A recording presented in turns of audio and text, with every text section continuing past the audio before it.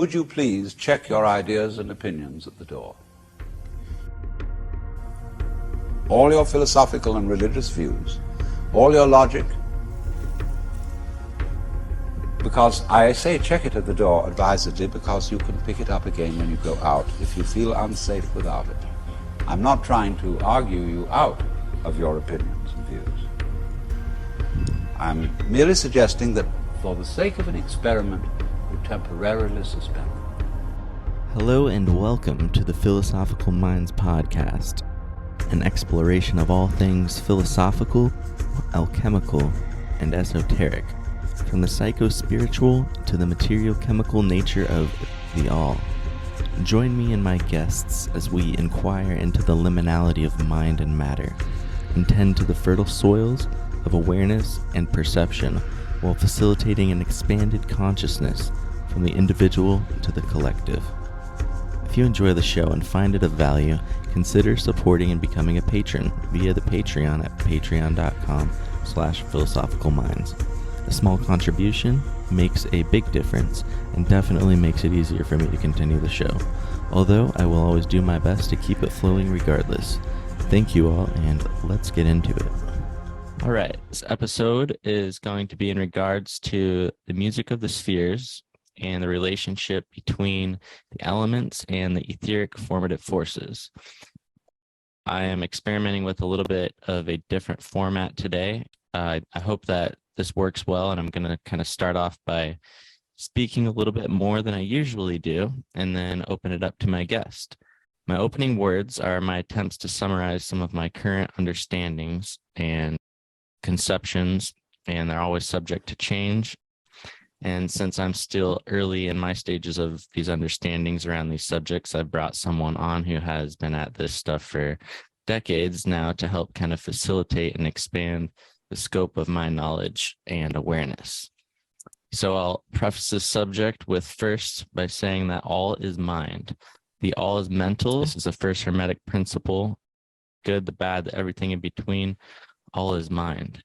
Second, I want to draw attention to the suggestion that consciousness is form and variation. Form or shape is intrinsically linked to the nature of consciousness and energetic expression, whether that be a thought form or a tangible solid form. We can look to things like the universal principles of vibration and rhythm, as all is vibration and all is rhythm. See the Kybalion for further elaboration on that. But basically, a conceivable way of putting this is that sacred geometry is somewhat of an infrastructural language of the elemental, ethereal aspects of the divine creative force that gives birth to all existence. I think of geometric forms as the scaffolding fields that house energy and information in the mind of God. To expand deeper, I like to look to the sacred Hindu symbol of the Om. The Om, from my understanding, depicts and represents the primeval sound of creation, the prime source sound of the all at its core. And out from that, or within that, arises an infinite variety of vibratory patterns that crystallize at various rates and give rise to the unseen, to the dense and tangible, physical material substances, all dancing and mixing and evolving and eventually leading up to our current experiential states. Biblically speaking, this is correlative with the notion that in the beginning was the Word, and the Word was with God and was God. Through him, all things were made. And in my mind, I think you could say in the beginning was the Om, and through the Om, all things were made. With this in mind, I think it's interesting to consider that the kingdom of God is found within. It's a lot more complex, but you could say all sacred geometries emerged out of this one thing, raying or emanating out into this cosmic egg with its prima materia and alchemically incubating and creating life. Then next, we can look to the Taoist yin and yang symbol. I think it complements this idea nicely and illustrates the unity of opposites, as polarity itself is another universal principle found within all things, seemingly separate, but ultimately two sides of the same coin: the light and the dark, chaos and order, the masculine patterns and structure, and then the feminine matter or matrix. And the feminine receptive matrix is impressed by the masculine from the seed to the womb and what's birthed out of that. Another alchemical analogy is the celestial salt and celestial niter.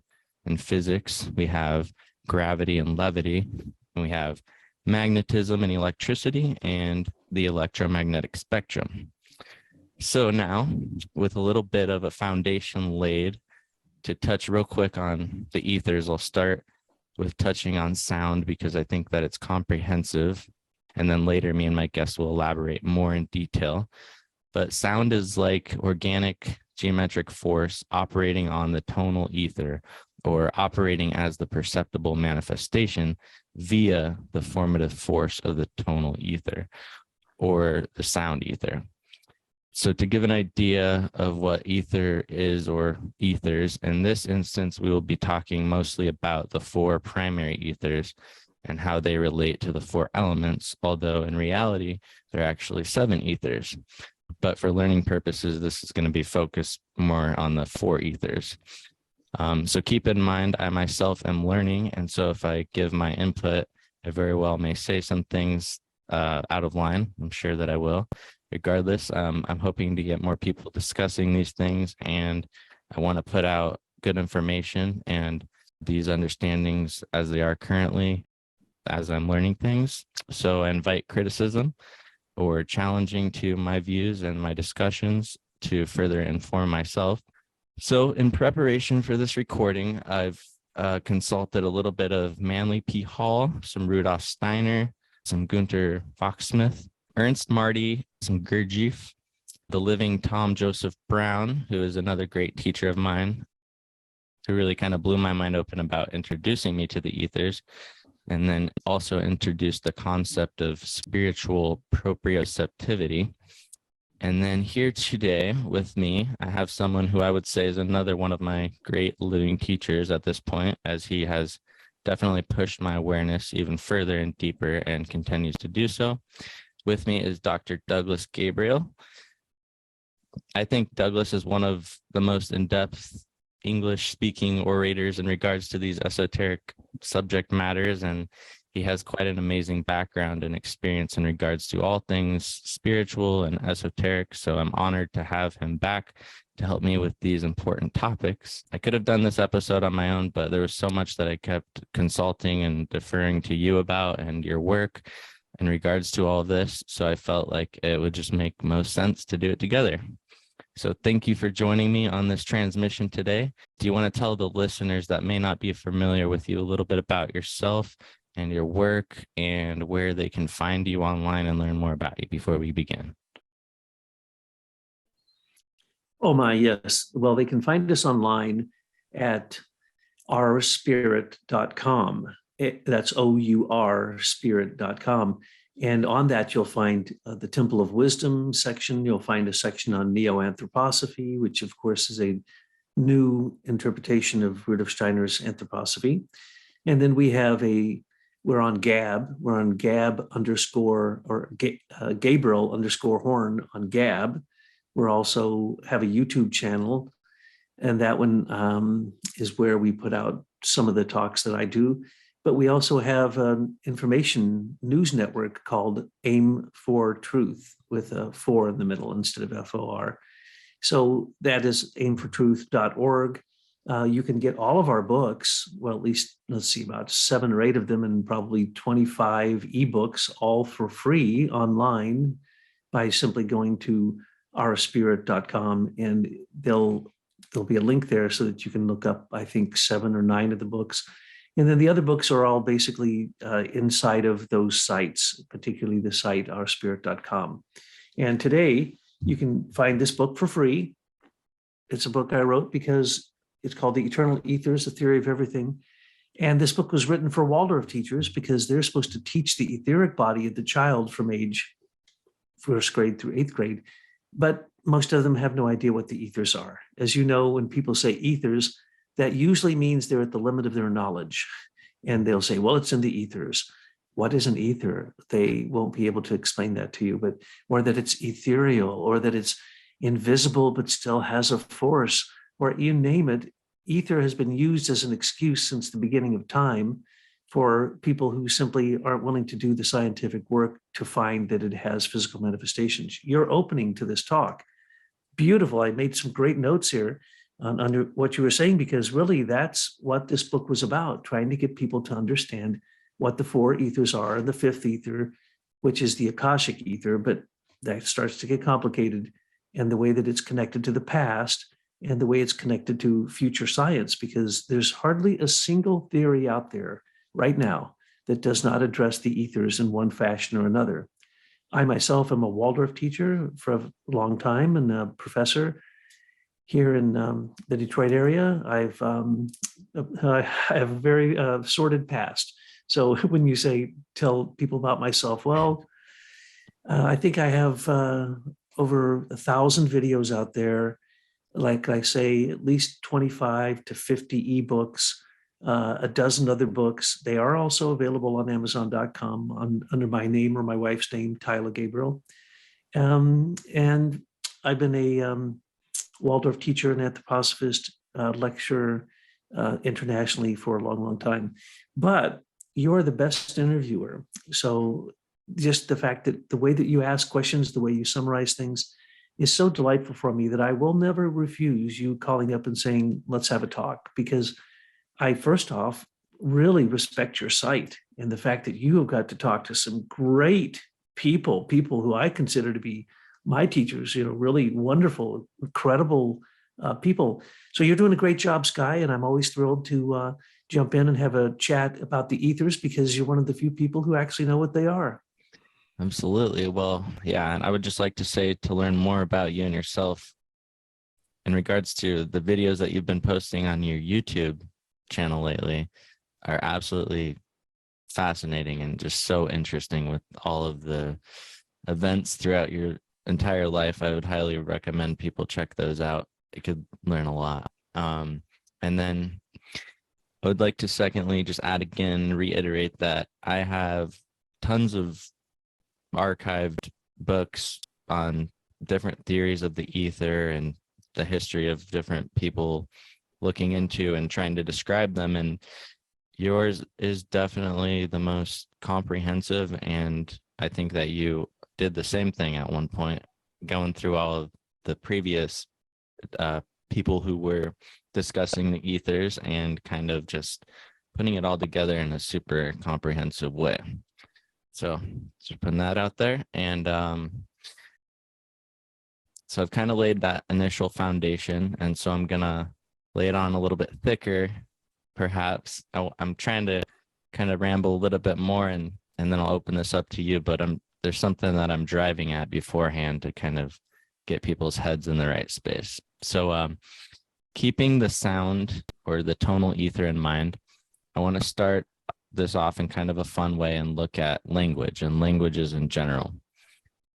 Languages are various systems created to facilitate communication, a structured set of patterns, essentially, that we can form a common union with in the crafting and projecting of a geometry through the instrument of our vocal cords, projected or casted out into the ether, at least when we're talking about spoken language specifically, because there's, of course, the symbolic symbol sets that become attributed to the sounds that we make, all of the various alphabets and whatnot. But basically, we make various noises with our vocal cords, and as we are developing and learning what words mean and what sounds mean, we learn a command of a language. And as we gain a stronger command of any language, we gain more and more comprehension of the sounds and how to use them, and the ability to more effectively create a resonance and commune with others with more precision, I would say. We expand our communication, and we're able to more effectively manifest, I would add. And then we learn to spell these sound combinations. We learn to attach our intentions and consecrate them into a more dense form via writing or scribing the symbols that represent and go hand in hand with the sounds of our meanings and our motivations and our intentions and so on. So spelling is another layer, because as we are spelling or writing, we are carving pathways in consciousness. And there is a certain amount of mental energetic structuring taking place there, however mundane or minute it may seem. Our human bodies that our consciousness is bound to and fused with in this mesocosmic in-between realm are multifaceted sensory, material, spiritual systems that act as a multidimensional transmitter, receiver, interpreter, and memory bank of signal forms of vibration impacted by a spectrum of subtle to gross forces and impacting a spectrum of subtle to gross forces. We're essentially impactable impactors. And depending on our levels of development and the direction and utilization of our will, as well as environmental or cosmic forces present that may act either to complement or hinder us in our pursuits and our expressions. So I want to draw attention to the word abracadabra. Interestingly, the word abracadabra itself literally means I create what I speak. We are all individual reality composers, or at least we all have the consciousness and biological energetic capacity and anatomy capable of invoking our magic. But in order to do so effectively, we need to know what that is and how it works. We know the word abracadabra, or we've probably heard that word as it's always associated with magic. And those listening may have specific notions of what you believe magic is. Magic at the core, in this sense, is basically consciousness artfully projecting geometry into such density that it gets to the point of manifestation. There are different degrees of manifestation and various potencies of willpower to produce various potencies or manifestations. Our eternal flame, so to speak, what I would call the spark of divinity within us, that is the mercury to our sulfur, or the spirit to our soul, that I think could be linked with what's referred to as our internal compass.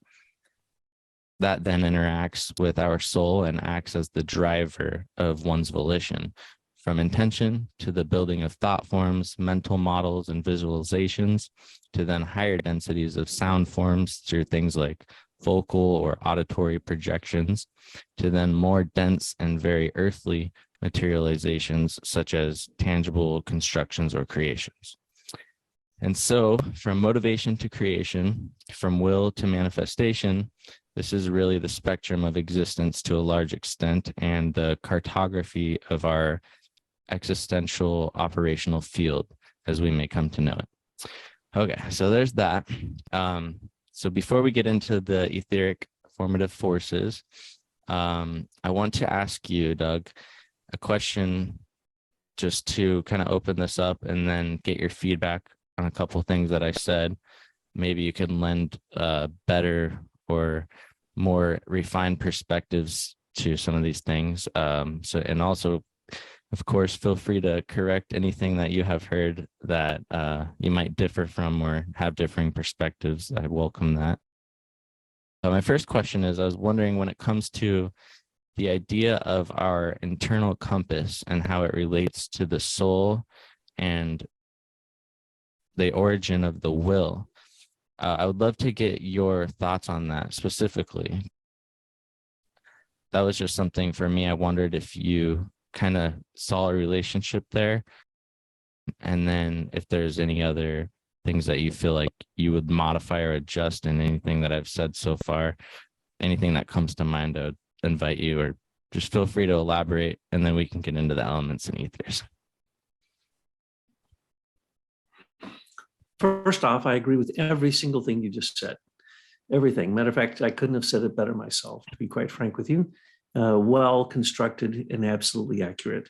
Now, your question, I'm not exactly sure where you're going with that, but I would state that in terms of each soul must now find its own North Star. We are no longer underneath the aegis of a teacher or a church or a temple.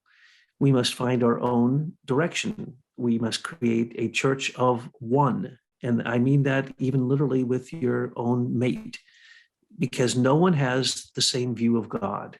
And the only thing that I would add to the things that you said were just to put more elaboration there to say, yes, that's absolutely true because of, or because we can see back into ancient history, this or that. And your distinctions are absolutely clear and right. Now, in terms of the question that you've asked, yes, we unfortunately are divorced from our spirit. And this is the problem, because materialism, or what I like to call dictator science or technocracy, has led us into believing that they have all the answers, when in fact they have none of the answers. And they are not putting together a whole picture. So unless you know that the human being is body, soul, and spirit, then you really can't even get a start on cosmology. You cannot understand the ethers or the harmony of the spheres if you do not see yourself as a threefold being who is interacting with other threefold beings in a hierarchy of 9, which has 3 sets of 3 in it, and a trinity above that. So everything is in triform, everything is threefold. And as it is, unfortunately, we have been divorced. Our soul has been divorced from the spirit. As a matter of fact, there was a Christian conference where they basically said that the only thing a human being is a body, partial soul, and a little tiny bit of spirit. And then they actually ruled out spirit altogether. So spirit is not even allowed to be addressed, because why? It's invisible. Well, so is warmth, so is light, so is sound, unless you make it visible. And so is gravity, or warmth, light, sound, and of course, life, the life ether. But we can look then at the forces that they create. The warmth creates static energy, doesn't it? And it becomes refined in one specific aspect of the spectrum of vibration, of frequency. Then it starts to take on basically different characteristics. So light starts to work with air and is propagated through air, but light is also propagated through a vacuum. And we've spoken before about the misconceptions about light. People, scientists particularly, have no idea what light is. You can't find a scientist that will tell you what light is. It's like air, it's like water, it's like electricity. These are all basically invisible. They become visible by certain circumstances, but they lead up to what is the architecture of our atoms, what we would call atoms. I'd call them monads. That's a valence factor. And what's a valence factor? In exchange between one molecule and another, that's geometry. So you have really nailed it with your opening remarks here, because that is so often forgotten, that the sound ether is also the number ether, and that it is, in fact, also electromagnetic frequency. And so when we look at man-made things, we forget where they come from. They come out of what we would call the unseen world, even though that can now be described in some fashions. And the ultimate place that it comes from is exactly what you said. It comes from the creative word. It comes in ancient India, they called that being Vak, voice, speech, word. And that word created Brahma, Shiva, and Vishnu and their consorts, and it created everything. So when it comes down to it, the spoken word, the reason it's so critical is because even in the unseen world, there is a language. We call it the creative word, or the logos, or the archetype of the sun. Call it what you wish. But the point is, words have more power than most people ever want to give them credit for. With a word, you can create or you can destroy. Now with sound, as Paracelsus, as Pythagoras pointed out, every building built properly is demonstrating that there are forces involved. That force defines function, and function is defined by form. So when we look at the form of the human being, or the form of, say, great architectural structures like Gothic cathedrals, what we're looking at is the exteriorization of the human body. The Gothic arch is found in the femur bone of the human being. And that's why we have such strength, as a matter of fact, unnatural strength, almost supernatural strength in our femur bone that holds up our body.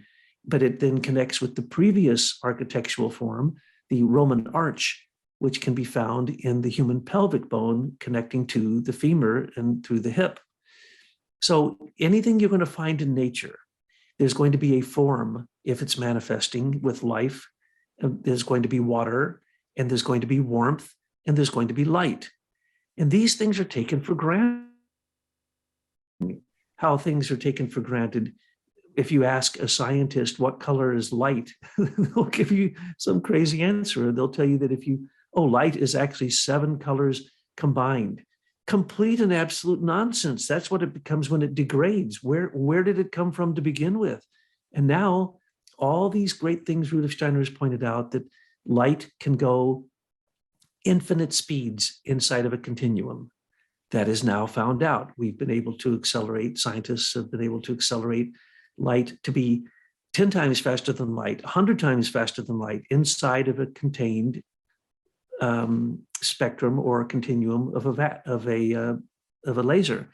So we're finding out that gravity is now a force exactly as Einstein had pointed out. But what is gravity? Gravity is the word. It's the creative word. It's the life ether. That's the third force that Rudolf Steiner referred to.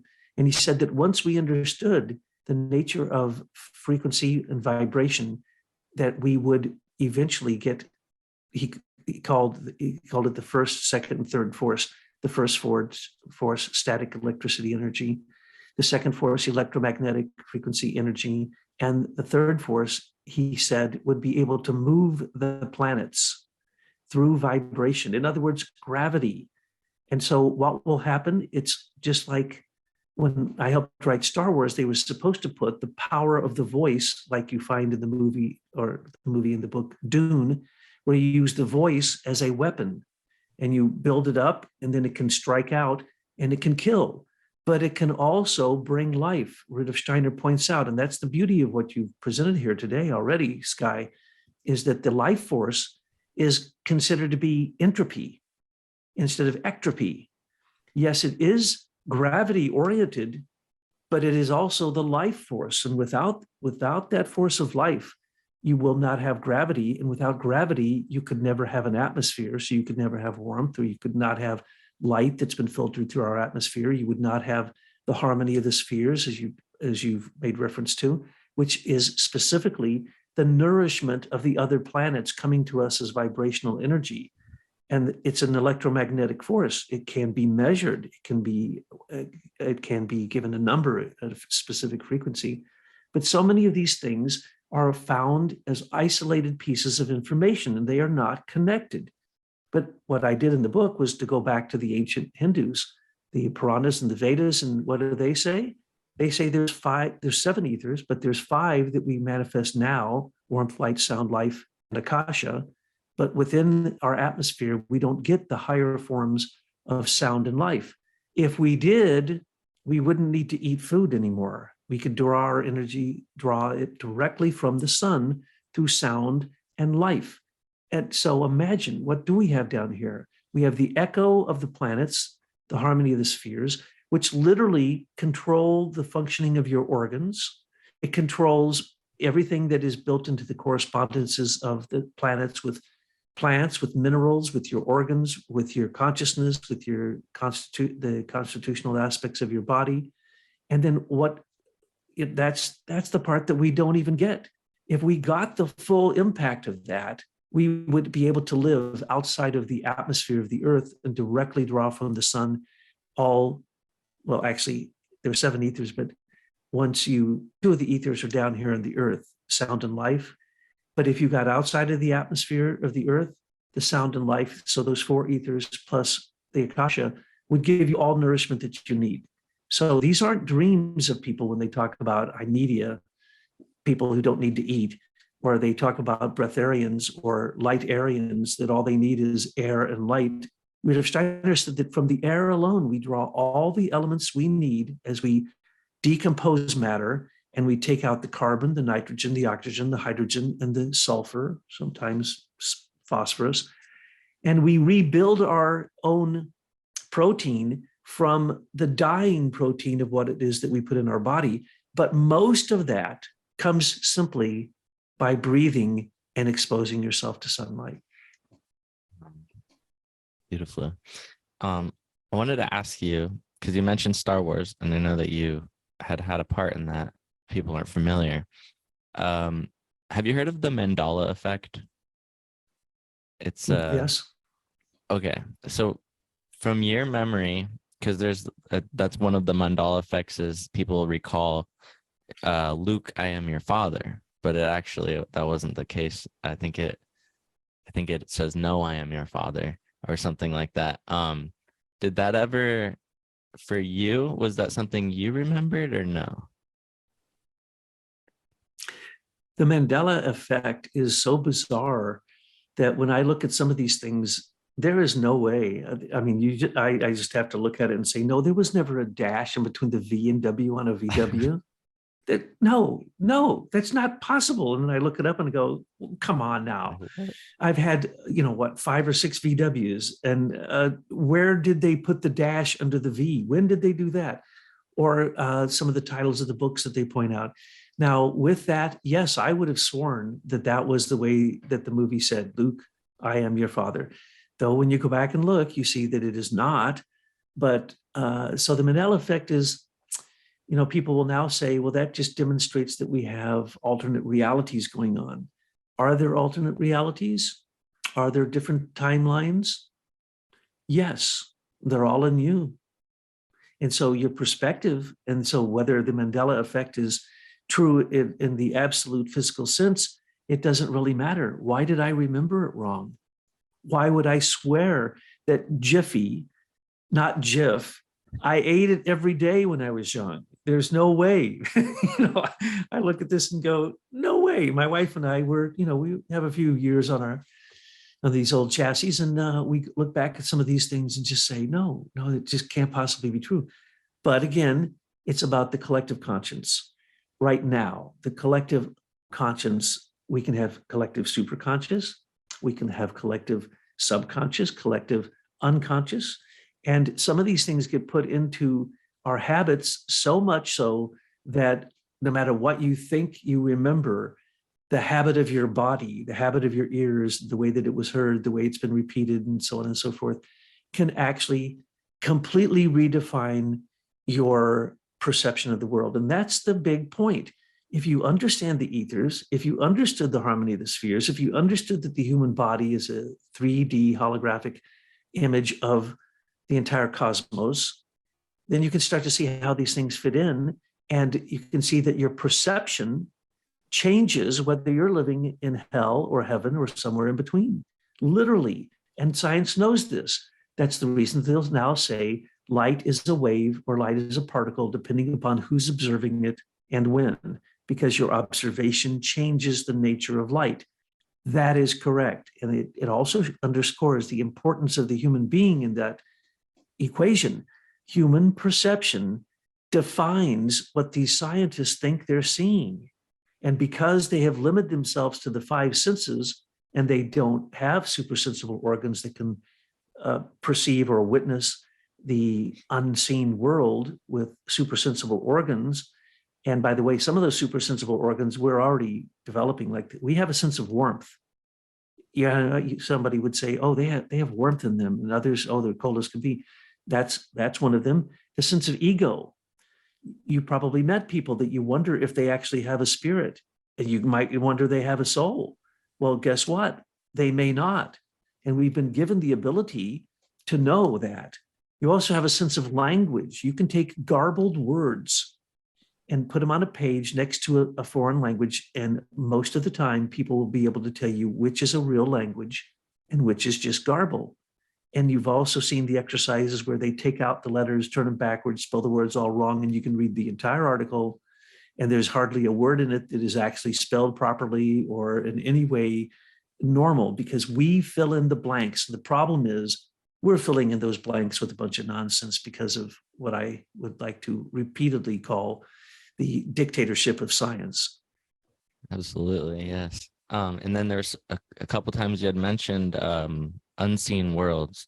I think that was actually the name of one of the pamphlets that I had of the Manly P. Hall that I was kind of looking at in reference to preparing for some of this. And it was interesting, and there was some questions I wanted to ask you about. One, the cool terminology that he used, I think he said the Lords of Form. And I think he was using that in reference with the ethers. But I'll read out some quotes here. He says, all of the numerous complex forms which appear in this world are the products of the geometric outpourings of the Lords of Form, or the great bodybuilding divas. They are the expressions of the four rivers of life, originating from the creative hierarchy of the kings of Edom. I'm going to stop there and ask you, because I love this, and I get the bodybuilding divas part, and we can get into that in a little bit, but I have a few questions, and I wonder what you make of it when he says the kings of Edom, Edom. Do you have any insight into what's being conveyed there? And then also, if I recall correctly, in what I read, he related the rivers of life to the four-headed cherubim, and that was a little confusing to me. So yeah, I just wanted to ask you about those two things, and like what's the kings of Edom in reference to, and then if you have any insight into the cherubim connection to the four rivers. Yes, of course. I knew Manly P. Hall, and I loved him. I think I may have read every single thing he ever wrote in English that's ever been printed. And I went and visited him, and some people I know studied with him, and he had just a absolutely encyclopedic philosophic mind. So he is such a perfect person for you to study. Now, he follows traditions. He wasn't clairvoyant at all, but he follows traditions, but he follows them absolutely accurately. And he had a library of books that is unequaled by anyone else in the world, actually. That library came up missing, by the way. It was in a safe. And the way he died is so unusual that you know that it was really dark forces that came and stole that library to make sure we wouldn't have it. Okay, Edom is a relationship to what is being talked about. That's Hebrew, and the Edom was where it was just above the Midians, and the Midians had a god named El, E-L. So when you say the Lords of Form, you're talking about the Elohim, or what are called the spirits of form, the beings just above the archai, the beings of time. So you go angel, archangel, archai, Elohim. The Elohim are also called Exousiai. They're also called El Eleh. They have many names, but the word El usually makes reference to God, and even Jehovah and Yahweh are considered to be at the level of El, E-L. That's the reason so many of the angels have E-L at the end of their name. Michael, Gabriel, Ariel, Zachariel. It means, for instance, Gabriel means messenger, and then El means God, messenger of God. Michael means countenance of God, and he's called the countenance of Christ. So when you're talking about Edom, you're actually talking about a group of Semites who Abraham kind of absorbed them, but Moses completely absorbed what they had and annihilated them and stole the temple, which was in Elith, again, El-Eth, E-L-I-T-H. And they moved it to Kadesh, Barnea, which was not far from there. And that was, again, really, it's an offering of the ethers in a sacrificial form. But the Elohim, when you're talking about the Lords of Form, above them are the Lords of Motion. Above them are the Lords of Wisdom. Above them are the Lords of Willpower. Above them are the Lords of the Cherubim, or the Lords of Harmony, and the Lords of Seraphim, or they're called the beings of. So Seraphim, Cherubim, thrones, and they have other names. I'll give you the other names: Kyrieutetes, Dynamis, Exousiai, Archai, Archangel, angels. Now, those 9 components are found in the human body. And there's nothing in the 9 hierarchy that is not ruled by the Trinity above them. And you can call it first logos, second logos, third logos, but the first logos controls the first rank of the hierarchy, the highest rank. The second logos controls the middle rank. The third logos controls the lowest rank. And again, all of those are in us, but they are higher beings. Every one of those is a higher being from us. And most of the time, they'll talk about them as forces. And so then they'll attribute them to mythological forces. But in essence, they are beings, and there is an entire evolution of those beings. But we have to remember that there's an element called heterochrony.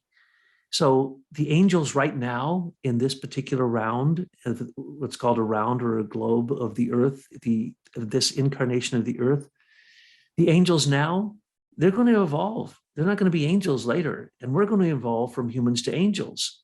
So all of these things are on a scale. They come down, they go through entropy to the point of absolute dead entropy. And then at that point, there had to be a re-enlivening of that energy. And now we're on the upswing. And so we are at the 4th stage, the 4th incarnation of the earth. When I say incarnation of the earth, even scientists would agree with this if I explained it in the terms of warmth, light, sound, and life. And with sound, I'd call it valence. And with life, I'd call it gravity. And actually, the scientists would be able to go along with you and go, oh, yeah, that kind of makes sense, because you're laying down these levels that then become something in the next incarnation of the earth. So what was laid down as warmth ether in the first incarnation of the earth, that warmth is now minerals.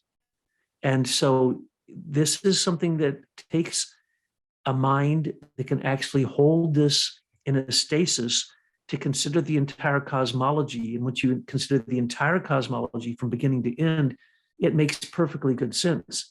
In the short run, we're always working with limited information. So right now, scientists don't understand the force of gravity.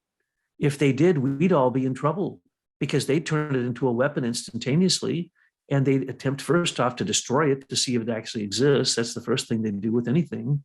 They can't understand warmth.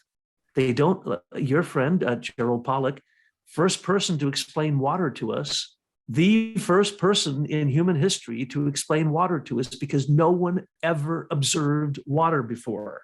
He puts a plastic tube inside of water and puts these little balls that show the motion, and it starts to flow. That's how the flow of your blood in your body works.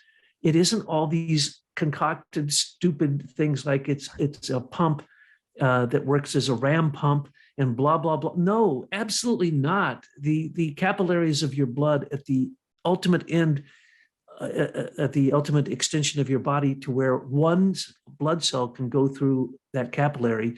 And when it does, and only one can fit, it's no longer being pulled out to the periphery. It's turning around and being pulled back. So it's not being pumped. These are the dynamics of water that Pollack has shown us. And Rudolf Steiner said all of that. He pointed all of that out. And in the experimentations that he had his students do, he put them on these tracks and said, no, look at the fact that water can flow uphill. And yes, water can flow uphill. Look at Schaumburger's work. Water put into a vacuum has basically infinite energy. And now we know anything in a vacuum is what? That is the basis of the Akashic scheme. The Akashic record, the Akashic chronicle is 0-point energy.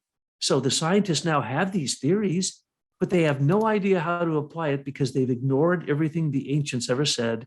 They tried to reinvent everything, put their names on it, and basically become a theocracy, technocracy that is based upon the religion of science. Science is supposed to, the word skio, science, means to know. Science can't tell you that you know anything. Nothing. They will tell you all your perceptions could be of a world that's a dream, and that you're a dream in a dream, or you're in the one of the 11 strings of the dimensions, or you're this or you're that. But what do they actually give you to hang on to? Nothing. And with the new telescope out there, which again, I always like to point out, it's not giving you any images. Every image you see from the Webb telescope is a lie.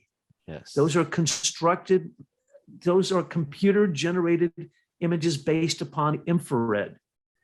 But infrared, you can't tell after looking through our atmosphere what's cold and hot beyond our atmosphere. People don't want to acknowledge that it's 5,000 degrees in upper layers of our atmosphere. It sometimes can get as hot as the surface of the sun.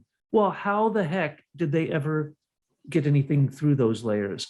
We have no idea. You say this to scientists that there's such a temperature in our atmosphere, and they'll tell you you're lying. If you tell them that it goes in some cases from practically sub-zero to 5 to 10,000 degrees Fahrenheit, no, why? Because they're limited in their silo of understanding, and no two scientists can talk to each other because they have their own jargon, they have their own secret language that nothing more than obfuscates instead of illuminates. And this is the problem. I could not agree with you more. I agree with everything you just said. And in the beginning of that, when you were talking about you were touching on the 9 hierarchies, I think that it's such an important understanding. And I think that we actually had touched on that a little bit in one of our last conversations, but it actually is sinking in a little bit deeper now. It's like every time I kind of go over these things, it sinks in a little bit deeper. But I just think that these are kind of some of the core missing understandings in terms of, what I would say is a real science, or like a divine science, of the way that reality actually works. I wanted to read another quote here from Manly. The power from the unseen causal world works through the 4 material elements in order to express itself in bodies, cells, and molecular combinations. That's probably obvious, just given what we've already said. So we have the lords of form and the 4 formative forces that are the unseen causal pre-material forces that manifest into the 4 tangible elements of air, earth, water, and fire. So we're going to go through each element in ether, and something of importance to note beforehand is that the ethers evolve and they build upon each other in a specific order. So we got astral, warmth ether, then we got light ether, tonal, sound ether, and then the life ether. And these stages of evolution in order are what's referred to as, like Douglas said, ancient Saturn, ancient sun, and ancient moon.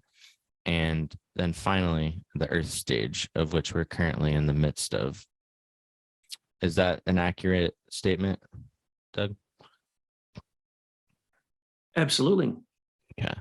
Okay. So I want to go through the ethers and give some context and illustrate correspondences and talk a little bit about planes, perhaps, as well. And this is something that I'm still kind of developing my understanding around the different theories as far as the, with the hierarchy of angels and how they relate to different heavens and what all that means. But anyway, so to start, we got the astral ether, or the warmth ether, related to motion and movement and the element of fire. Would it be safe to say it's operational on the astral plane, in your opinion? Or is that a... sorry. Well, yes, Steiner will give you what looks to be different views because he's viewing it from a certain plane. So if we're talking about the Earth existence, and then we look at the warmth, light, sound, and life, it's going to be different than if we talked about the previous, which was moon, the previous, which was Saturn, and the previous, or sun, which previous was Saturn. But let me just go back. The 10 categories of Aristotle are the same thing as the hierarchies. We're the 10th hierarchy. But when you go to angels, you're talking about quantity, quality. So as you go up, this is the way it goes: quantity, quality, relationship, space, time, quantity, relationship, space, time, form, and suffering, and being. I'm not sure I got all 9 of them in there, but anyway, you see how those are things that science can look at. They can look at the difference between quantity and quality, but guess what? Science drops off at quality. They don't even understand relationship. So they can't go beyond the realm of an archangel in most of their thinking, let alone to a time being. And when you come to time, then you come to the 4th dimension. Time is, if you understand the past, the present, and the future, and you have a cosmology, you are no longer bound by space, and you're beginning to not be bound by time. So when we're talking about hierarchies, science would talk about forces. We're talking about beings. And when you talk about even the harmony of the spheres or the elements and who controls the elements, these are beings. These aren't just forces. They do have forces, as I mentioned before. They do actually create form. It's kind of like they're in the unseen world and they're casting a shadow into this world. And all we see is their shadow. We actually don't see them. And it'd be like we as 3-dimensional beings looking at a 2-dimensional manifestation. Well, we can manipulate that because we're in 3 dimensions.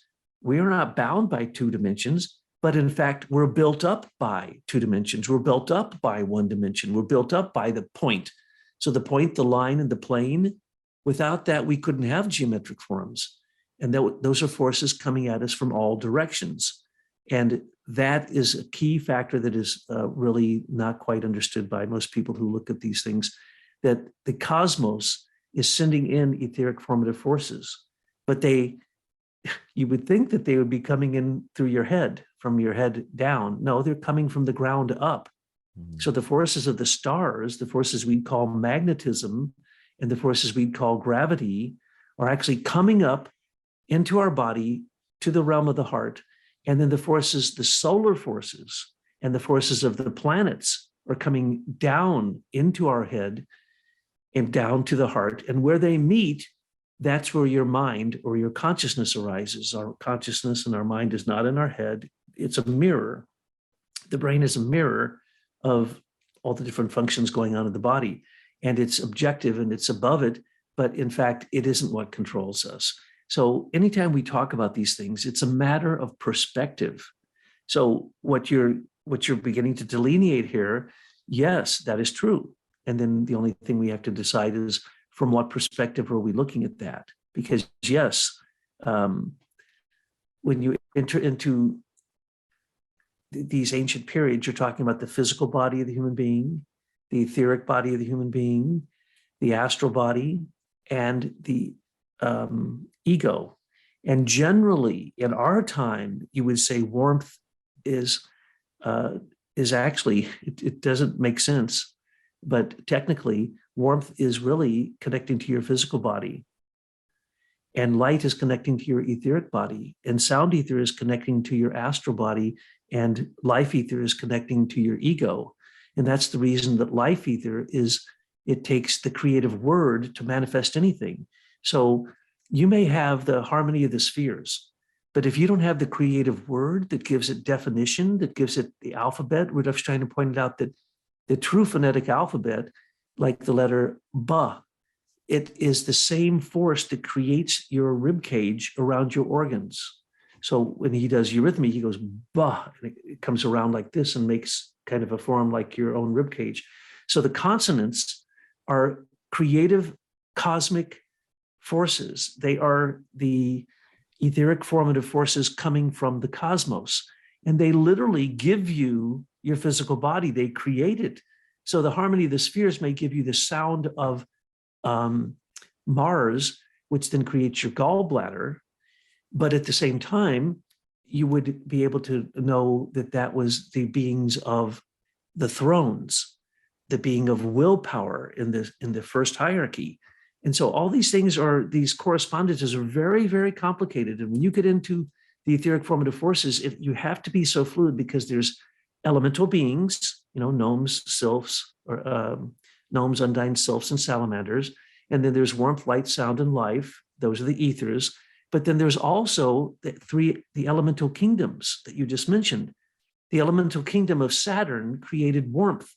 But now in our time, it's the mineral realm. It doesn't seem logical, but you have to see it in its whole perspective. And so each of the elements is controlled also by elemental beings in the elemental kingdoms. But then there's also cosmic etheric forces, formative forces.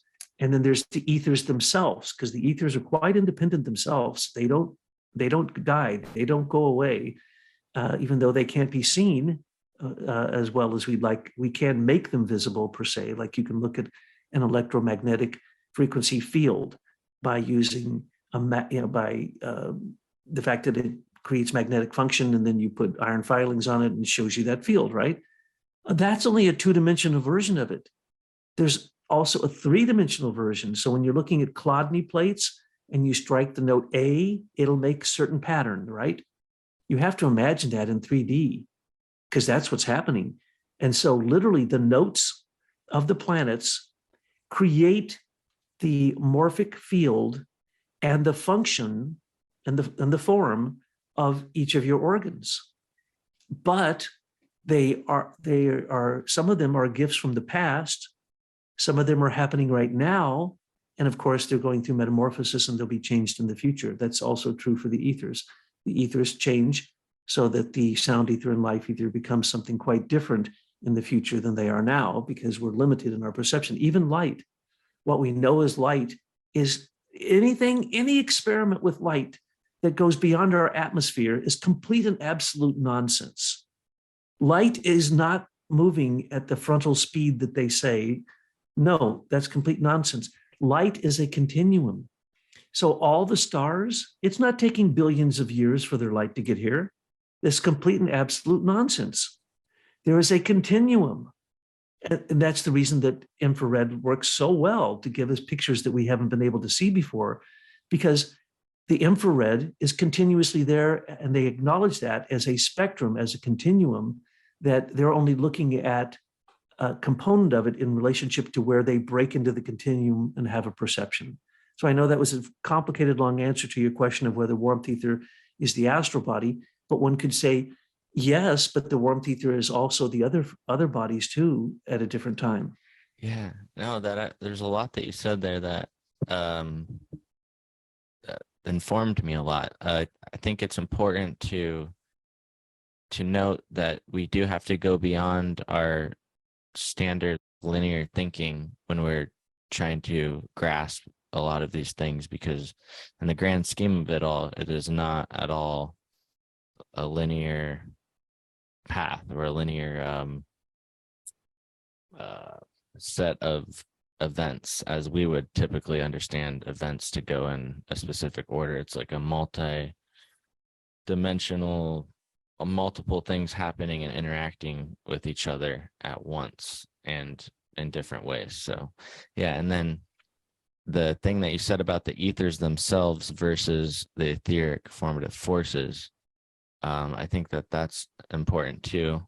And then when you were talking about the coming up from the ground versus we would think that they would be raying in directly to us, I was going to ask you, do you think, is that because the earth is like a higher order being, so it's like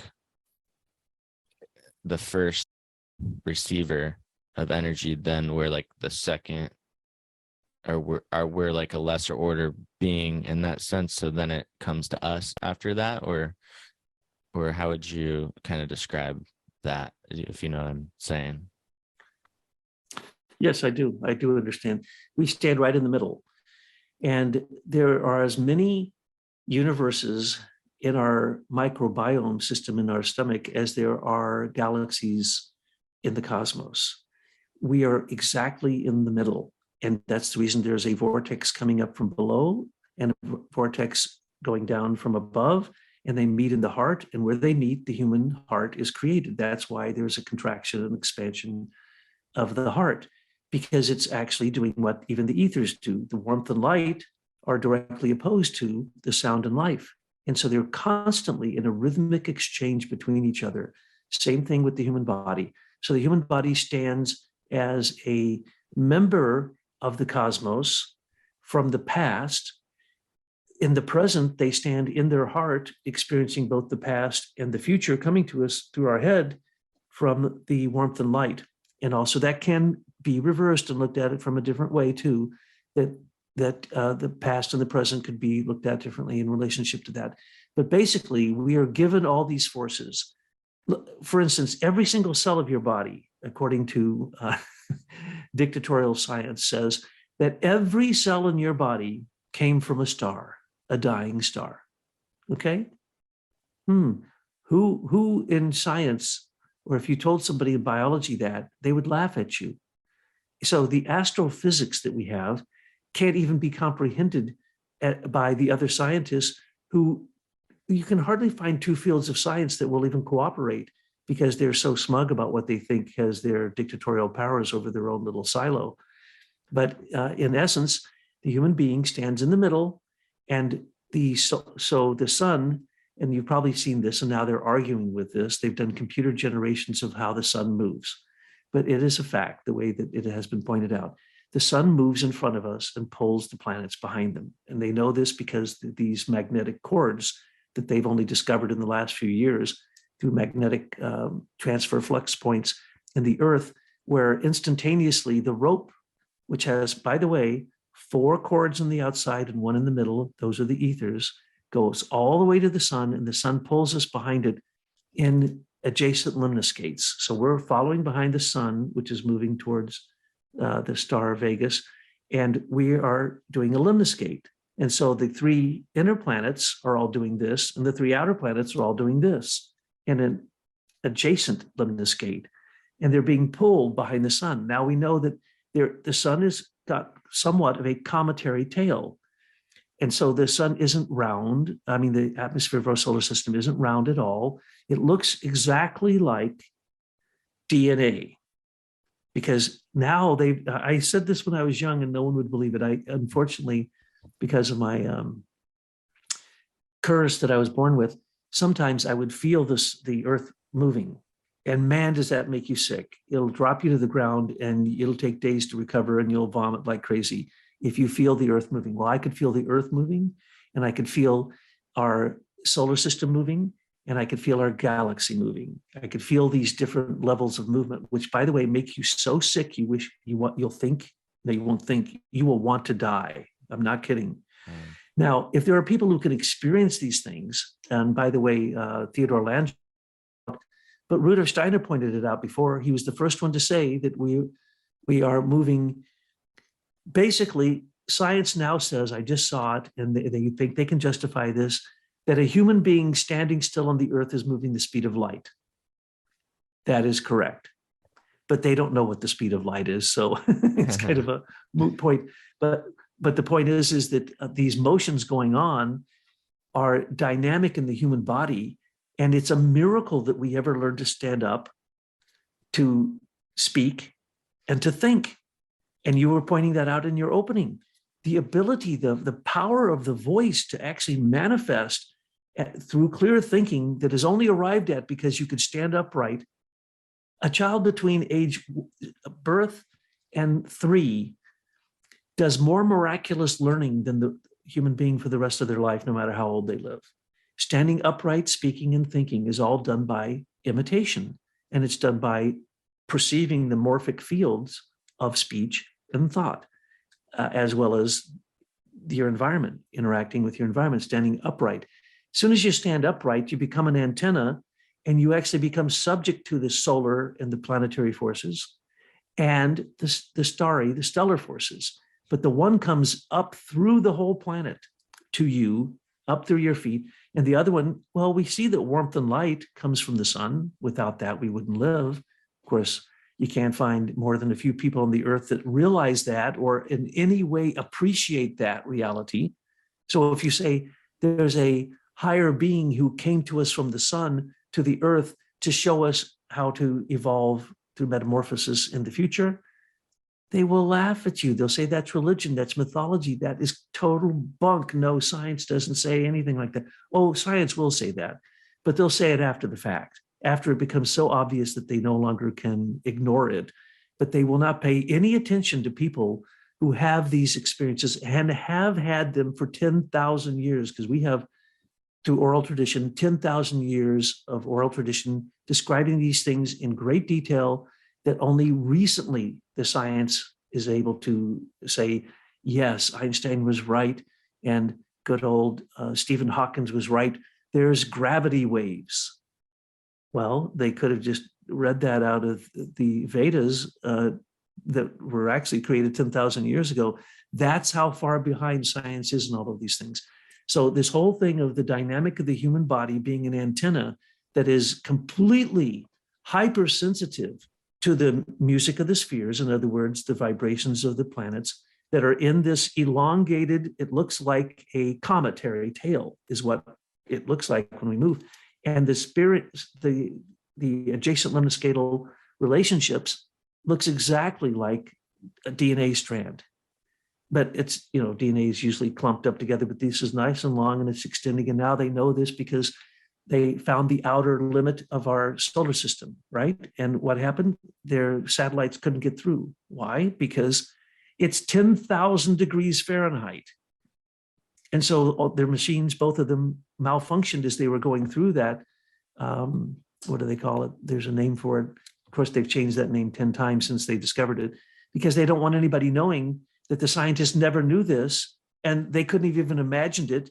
And they have no clue what it is, by the way. They have no clue how out in empty space beyond the Oort realm, the Oort ring, there is a 10,000 degree envelope around the entire solar system as it's moving in our galaxy and in the super galaxy. And no, they can't comprehend any of this.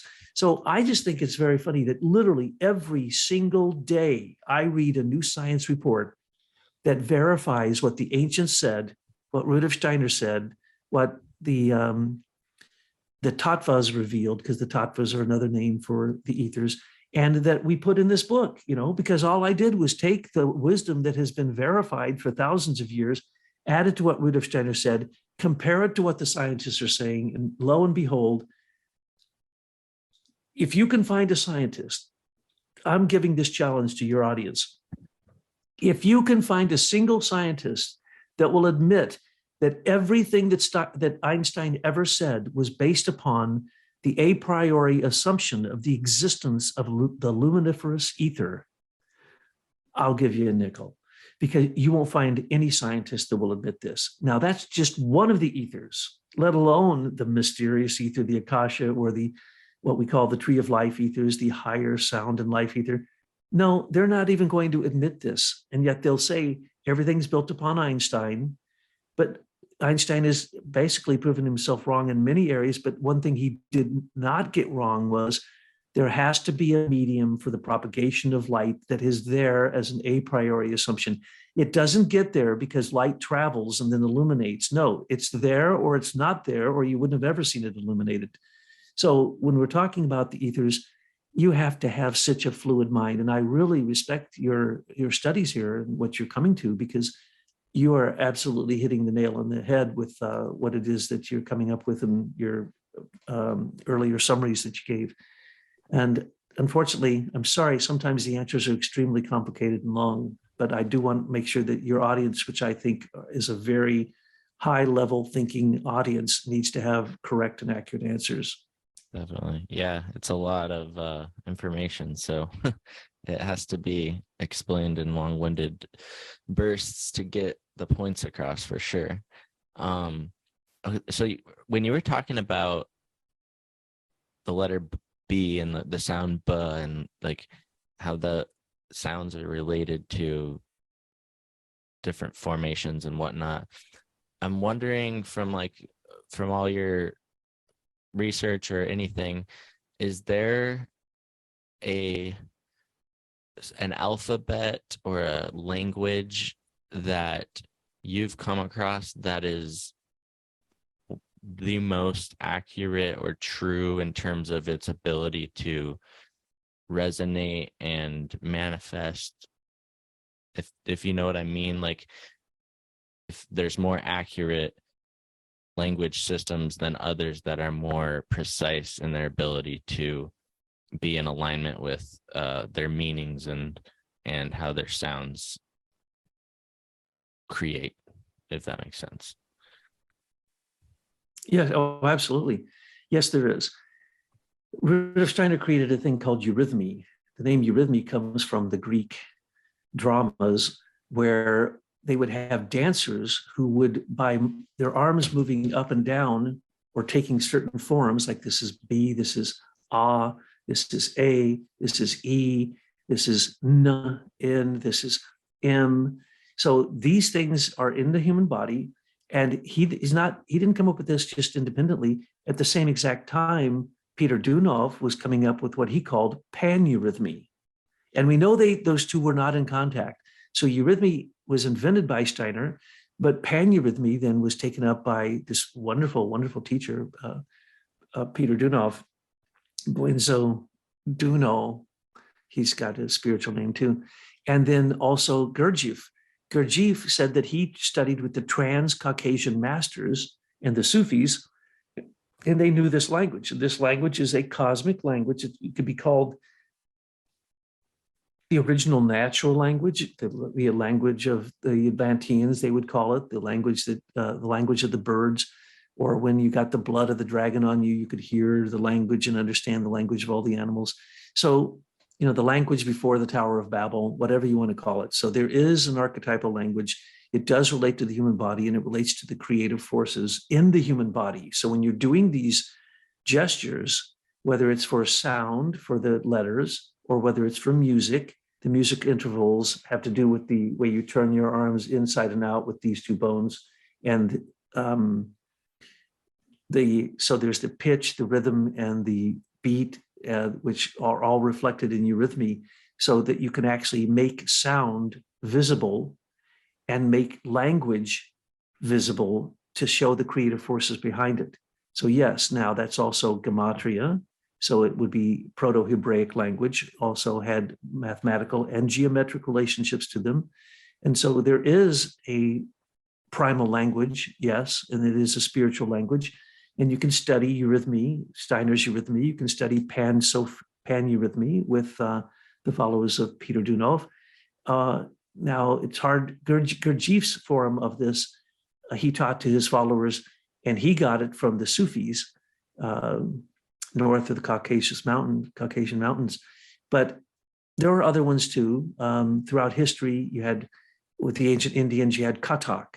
And Kathak was a monosyllabic language that had to do with rhythms that were danced out with your feet, that only women, by the way, to begin with, hula and Kathak, all the sacred dances were done by females only. And those rhythms actually spell out the monosyllabic phrases.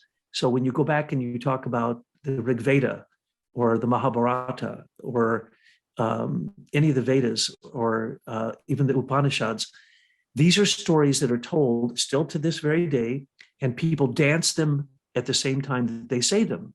So yes, in the ancient times, language, music, and the form of dance and the rhythm and the beat and the intervals were all spelled out, like in Hawaiian. I studied Hawaiian, I studied Kathak, I studied a lot of these different types of dance to see how this really worked out in the human body. And what it does is it puts you into a condition where you literally start to connect to the divine. So in Thailand, they have a form of dance that literally brings the divine into the room. If you watch it, you don't have to do anything, you don't have to know anything, but if you witness it, and you've probably seen this on the internet, that you can see these dancers who literally look as if they are deities that have come to manifest. Same thing with Hawaiian hula. It manifests creative native forces. So it is replicating nature. And it was considered so sacred that only the royalty could watch it. And if anybody else watched it, they would have to kill them. And it was, I can go into the whole way that it was transferred from the female to the male line. In all of these systems, it was always female, because why? They were intuitive. They were able to connect to this. Matter of fact, women invented speech. Women invented speech by singing and by dance. And so, yes, I always like to say that laughter, song, and dance can get you to the gates of heaven, but only morality can get you through. But yeah, that's the reason everyone really, when do they free their spirit? When they're dancing. When do they free their spirit? When they're writing beautiful lyrics for music or singing music. So all those things are very sacred and it's very real. And when they say that the angels are playing harps in heaven, well, it's pretty much that way. Sometimes they play trumpets, sometimes they play harp, sometimes they beat on drums. And if you've ever listened to Tibetan music, like real Tibetan Buddhist music, it sounds like hell. It sounds like hell has been loosed. They're blowing these long horns, beating on these drums, saying these things, getting carried away with devilish masks and doing these dances that will actually scare you to witness them. That's the way it really is, folks. When you enter into the spiritual world, you have to be ready to learn their language. And what does Apocalypse say? You have to learn the eternal gospel, sing the new song, put on the white robe, and join in the dance. And that is thinking, feeling, and willing, because thinking is, of course, images, feeling, which is higher imagination, moral imagination. The sound, of course, is inspiration, moral inspiration. And the willpower is, of course, it's dance per se. It's fitting into the rhythm. So when you say the harmony of the spheres, like I just did somebody's astrology chart, where the planets were when you were born, that's the frozen dance at that moment. You are that word, you are that note, you are that dance step at the moment that you were born, reflecting the cosmos. But then where the planets are now, that's another dance. And if they are opposed, that's disharmony. If they're in a trine, that's a harmonic, geometric, sounding, physical relationship. So as you look at these different aspects of the moving planets where they are now across the zodiac of the stars, and then you look at where the note that you sounded, the dance step that you came to bring, the words that you have come to put in the lyrics of your song and dance is literally related to exactly what's happening in the stars. And so the wandering stars, the planets, are in fact dancing. And if you can figure out their geometric relationships, it's astoundingly accurate what you can tell someone. I've been doing this for a long, long time, and many, many, many very rich, very intelligent people I have given extensive readings to, and they will all say that I'm at least 90, 95 to 100% accurate. How can that be? Not because I'm smart, because you just have to listen to what the planets are telling you. And I find it completely simple, but what scientist will tell you that the vibrations from Mars have anything to do with you, your body, your speech, or anything to do with your destiny? You won't find a scientist that's going to agree to that. Dance is such a perfect word and metaphor to describe the relationship when you were just laying that all out there, because it is such a dance, because you have your individual note and then you have the cosmos, and I think the goal is to kind of dance with that difference and find a flow and a harmony within that, depending on your particular note and how your note fits in with the rest of the notes. So the way that you described that was awesome. And then you were talking about those different other forms, and like with the Hawaiian dance styles. I think I remember watching a video a while back of them doing some kind of preservations of some of these Hawaiian dances. I think it was on the island Molokai. I actually named one of my son's middle name Molokai. And that video was just like important to me, because it seemed like they were really preserving a true lineage of something sacred there, but I wasn't really sure how to really connect with it or understand it. But the way that you're kind of laying it out there, it gives me a lot more insight into that. So thank you for that. That's awesome.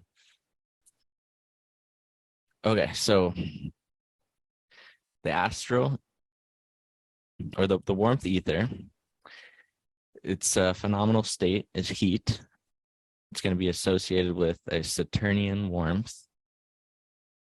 And that might be confusing. So yeah, it's evolving from Saturn's warmth in the body and expresses through the fire in the blood, emotions, passions, reactions, and then there's kind of like a Mars correlation, perhaps.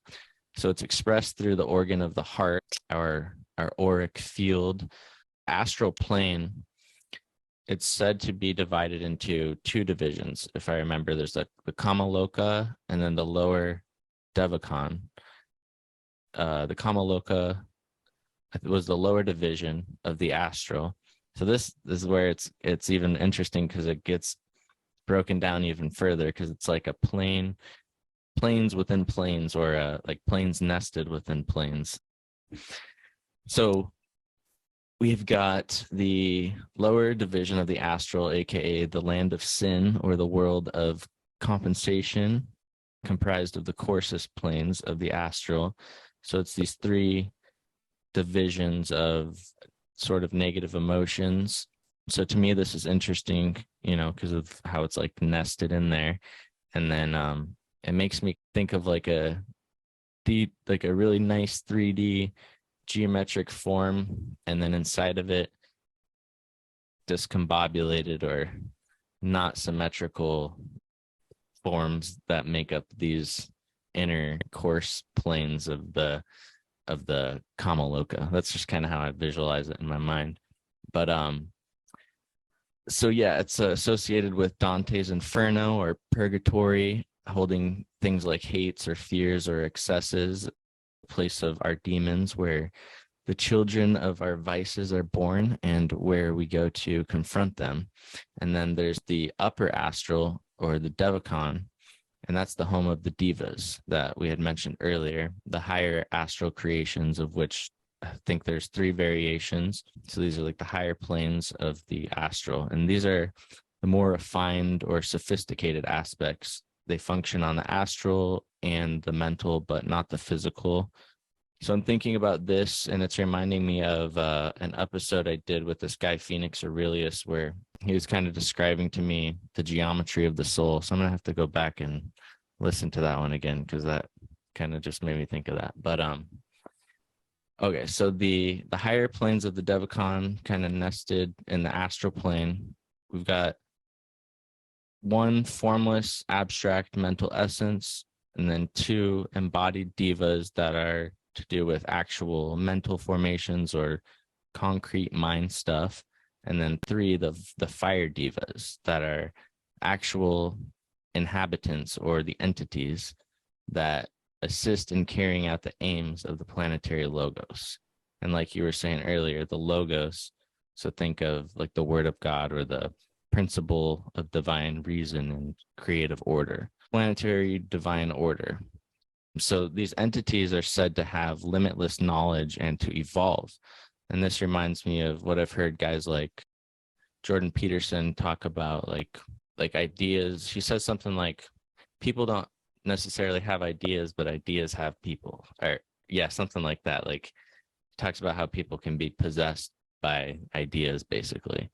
But I just thought that kind of reminded me of that. So yeah, is there anything that you want to add in regards to the astral plane and those different layers of it? Well, there's so much to say. The astral body is where everybody gets quite confused, especially at our time, because right now we are in what's called the consciousness soul era, but part of us can develop what's called the spiritual soul. And that's that distinction you're talking about there. And Jordan Peterson is correct if he said it the way you said it, which is really your thought's not your thought. If it's a thought that's lasts, if it's an eternal thought, if it's a thought full of wisdom, it's not your thought. You are becoming the vessel to hold it for a moment. Those thoughts live in the archetypal world, what Plato would call the archetypes, or Socrates. And so these are literally angelic. And so when you call them devas, this is the same thing as an angel. And angels are what? Angels are thought. And what is the entire cosmos? Frozen thought, period. That's all it is. And once you can break it down into that, then it can make sense. But if you don't, it gets very complicated. So the first place that we wake up is in our ego, when we say, okay, who am I? And then you're going to have to look at your astral body. And your astral body is going to say, well, technically, I'm nothing more than the sum of my desires and my habits and what my physical body is. And that's where people would kind of, draw the line. But the astral body is in fact invisible to most people. Now, you can look at somebody's face and tell if they're angry or they're sad or they're depressed or whatever. But in essence, if they wanted to, they could hide their entire astral body from you, all their desires, all their thoughts. They could hide them from you completely, except from a clairvoyant, of course. And yes, there's part of them that pull them down and part of them that take them up. And the ones that take them up into the next realm. And that's called in Buddhism, in Buddhism, it's called, it's got complicated names. The Hindu names would be Nirvana, Paranirvana, Mahaparanirvana, or Sambhogakaya, Dharmakaya, and Nirmanakaya. So there's these special names. Rudolf Steiner calls them spirit self, life spirit, spirit human. So there's 3 elements to your spirit. One of them can bring in moral pictures, moral imaginations. One of them can bring in moral inspiration, sound. And the other one will bring in moral intuition, which is usually a spoken word. When you have a true intuition, it often sounds as if someone is speaking to you. We call it our conscience or our self, or call it whatever God or deity you worship, as he called it there, the Devas. I'm listening to my guardian angel. I'm trying to, and that's what I'm doing all the time. Well, if I can actually communicate with that guardian angel, I go up into a realm that is not physical. And my astral body can stretch into the realm of the eternal, because you can desire to have enlightenment. You can desire to have eternal thoughts. You can desire to have thoughts filled with wisdom, thoughts filled with virtues. When you're doing that, you're no longer just human. You're starting to develop that part of yourself that is going to become angelic, or what they call the manasic realm. So there's Manas, Buddhi, and Atman, same names, different names for the same 3 realms. So yes, manasic is when you're transforming your astral body into one that's purified. The Buddhists all pray for enlightenment for the sake of all sentient beings. They don't pray for enlightenment for themselves. That would completely negate the whole process. You pray for enlightenment and you desire enlightenment for the sake of liberating all other sentient beings from suffering. Once you have that impulse, then you're in fact working on a divine realm. And the being that is in that realm, those are angels. But unfortunately, there's another being that works in that realm, and that is Lucifer. He's the king of the angelic hosts that have fallen. So when you're looking at your astral body, what is that? That's your Luciferic pride and desires. And once you get over those and you're no longer just selfish, but you can be selfless, then you can start to have higher thinking. But it won't be for you. It'll be for the sake of all other sentient beings. And so the astral body, yes, right now, and this is a very, very complicated element of anthroposophy.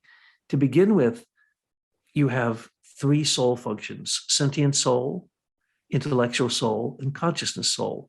And I was describing what's happening with the consciousness soul now. But that transformation going into the spiritual world already has to have other parts of your body somewhat tamed. For instance, when you're between the age of 21 and 28, you're developing your sentient soul, and it works with the astral body. It's kind of like saying, let's figure out what the sense perception, what the desire that comes from the world, the desire that comes from me, how does that integrate?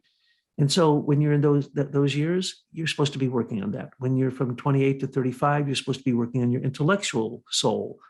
In other words, doing the kind of thinking that you're doing, Sky, really questioning, trying to make a cosmology, figuring it out, seeing where you fit.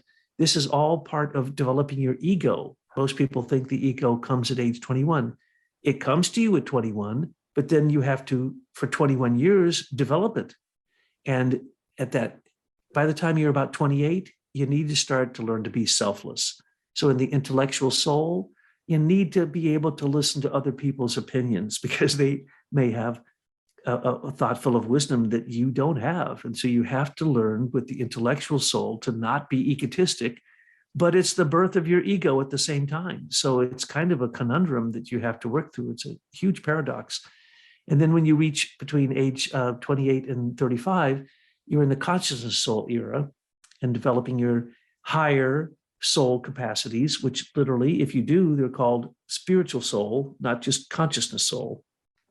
The intellect creates consciousness.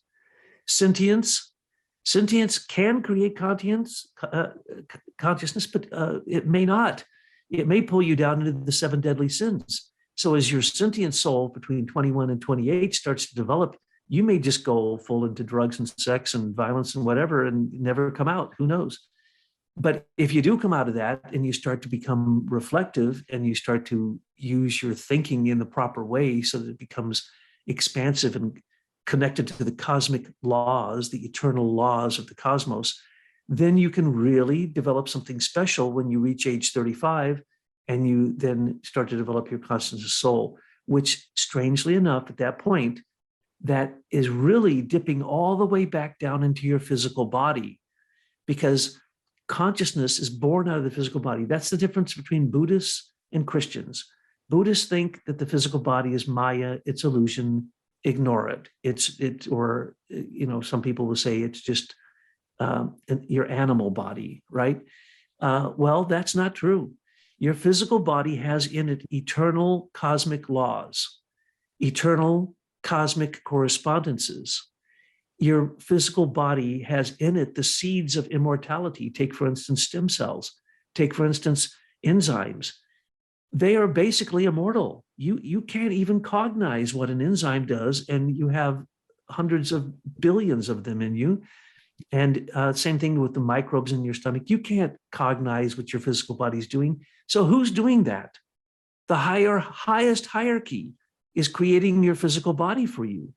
And so if you can come to consciousness and stop being egotistic and stop having astral desires that are just satisfying your 7 deadly sin desires, you can start to say, well,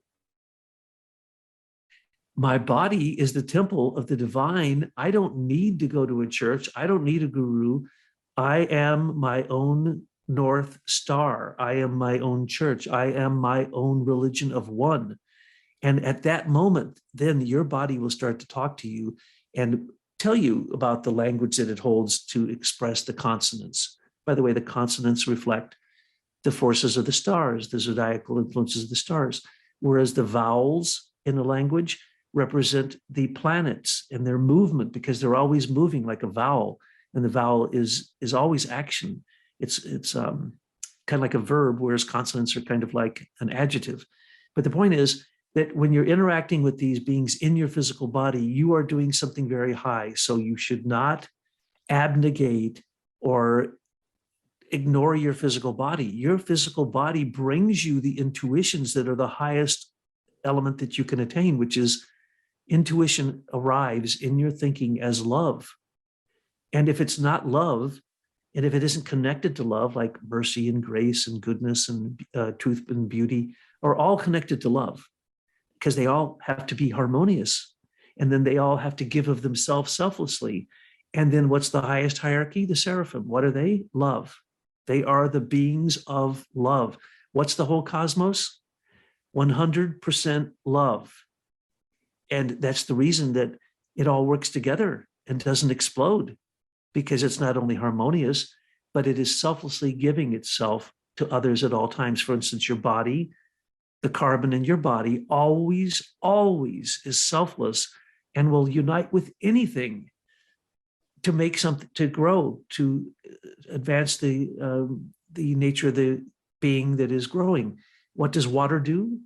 Water does the same thing. It takes on every single thing that is put in it. You run water through something and it will carry the characteristic of that, whether it be the minerals from the rocks and mountains it comes through, whether it be if you say the word love or grace or gratitude or thankfulness to water, and then you flash freeze it, you'll get a beautiful, beautiful crystal.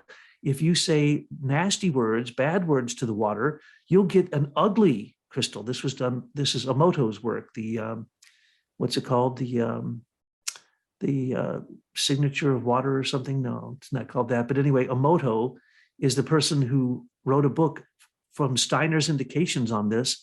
And he would do these exercises, flash freeze them, and then show you the crystals. And that just proves that when you speak, you change everything in your environment. And that speech is coming from your physical body, and we can procreate. And because we can be co-creators with God by procreation, or let's say this talk we're doing right now, it could live on the internet for a very long time. It could affect a lot of people. Matter of fact, people have told us that some of our broadcasts kept them from committing suicide because it gave them some hope. Well, that's the power of the word. And then the power of your feelings that are behind it, the wisdom and the light, basically the electricity that is exchanged, valence. If I'm having a thought and I can convey it to another person, even through this computer, you just change the atoms and the molecules in their body to a morphic resonance that is connected to that thought, which is, if it's a good thought, an immortal thought, then it's actually a being. So we cannot diminish the power and the beauty of the human body, whereas so many Eastern religions will say, no, forget it. Matter of fact, people don't know this, but Buddhists don't believe in reincarnation. You say that to people, and trust me, I've studied with the Dalai Lama, Gabriel Rinpoche, I've studied in all the schools beyond your imagination. And they will tell you that the only people who reincarnate are the big muckamucks. The rest of us go out into an amorphous big Brahman, or the big Buddha in the sky, or the 10,000 Buddhas in the sky. Complete and absolute nonsense. At that time, when they taught this many thousands of years ago, humans didn't have a developed ego. And so therefore it was true. They didn't really quite have the ego to have personal, individualized human re-embodiments on the earth. And so what they were describing at that time was, that's why you have to look at any lineage that you study, put it in perspective with the time and what those people were actually feeling and believing at that time. But right now, all that's gone. It is an open field for spiritual metamorphosis. And going into Devachan, lower and higher Devachan, we're supposed to be doing that. Every time you have an intuition, you're in higher Devachan. You're in the realm of love. And so what you've described is absolutely accurate. And I just always like to reemphasize that you don't need to go anywhere. Your body is all you need to figure out all of this stuff. People who simply listen with a pure heart to their own nature can come to the same exact conclusions. Absolutely. The book by Masaru Emoto, it's called The Hidden Messages in Water. That's so if people want to look that up. And then also there's a woman out there who's even taking it further. She's calling them hydroglyphs. And I think she actually was on a recent panel with Jared Pollock, actually. Her name is Veda Austin, if people want to look into that. She's doing some really cool stuff.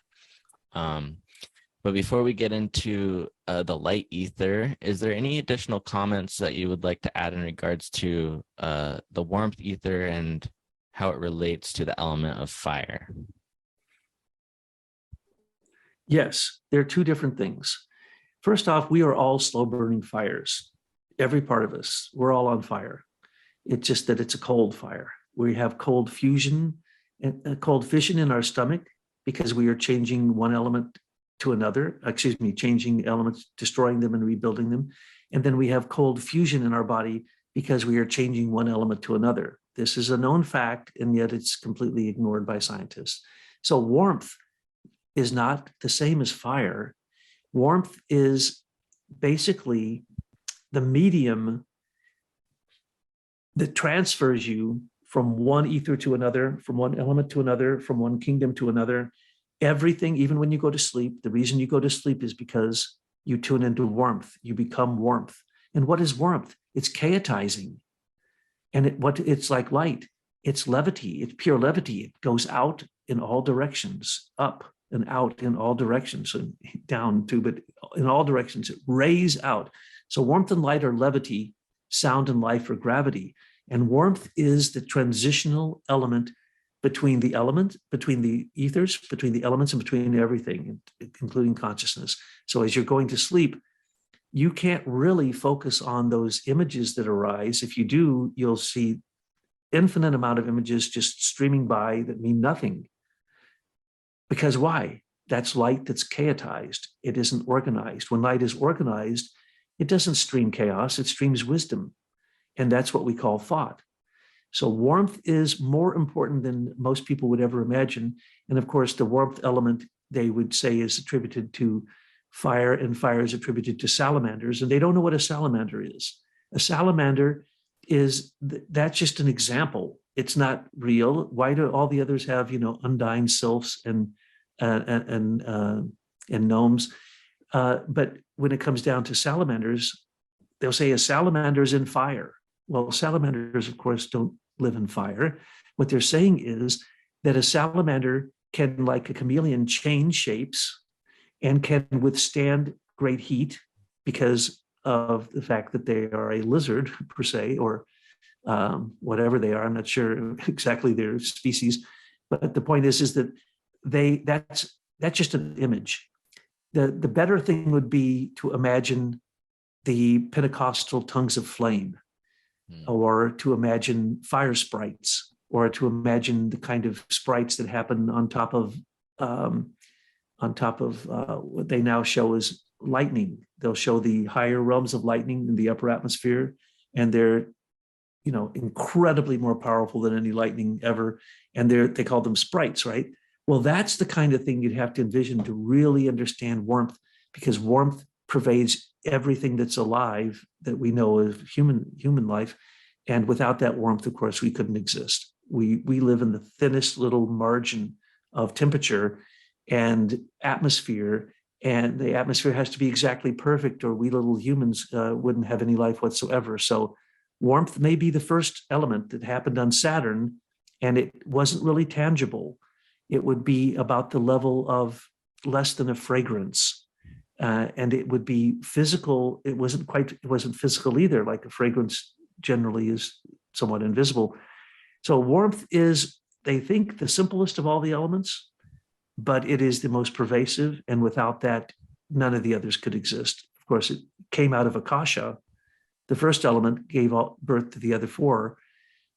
But warmth was the first that came forth. And warmth, of course, is any movement whatsoever. So when Vak, or when the word was spoken, it was the warmth of that speech that then later became, after 3 more incarnations of the earth, the very minerals that we walk on. And crystallized minerals were alive.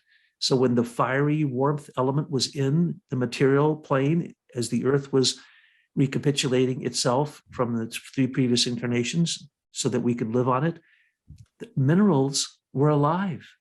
They had to have warmth. They had to have chemical valence. They had to have an element of gravity. And essentially, the only way for them to crystallize is literally to have the amount of warmth that it takes to take amorphous liquid silica or any other substance and basically evaporate it into its perfect form. And that's one of the great secrets of warmth. And there's nothing that I could say that could probably emphasize enough how important warmth is. Right.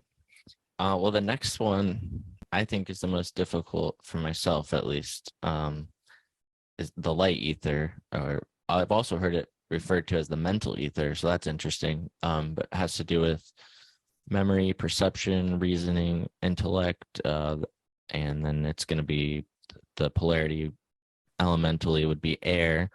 It's associated with the sun, ancient sun, and its phenomenal state would be gaseous. I'm going to quote Gunther Vaxsmith out of his book Etheric Formative Forces. He says, "In order to reach a more profound conception of the prerequisites of the existence of light in the world of substance, we shall first observe the reciprocal relationship of light and a primal element of substance, oxygen, and its variations, in order that we may pass on the reciprocal action between light and the manifold world of other substances and forces. And there's just so much depth that he goes into. I'll read one more little piece.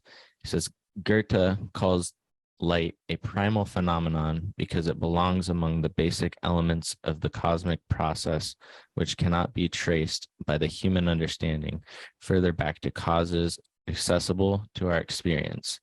If we observe this entity light more closely, we shall discover that it certainly does not consist only of waves or vibrations, as this materialistic age would maintain.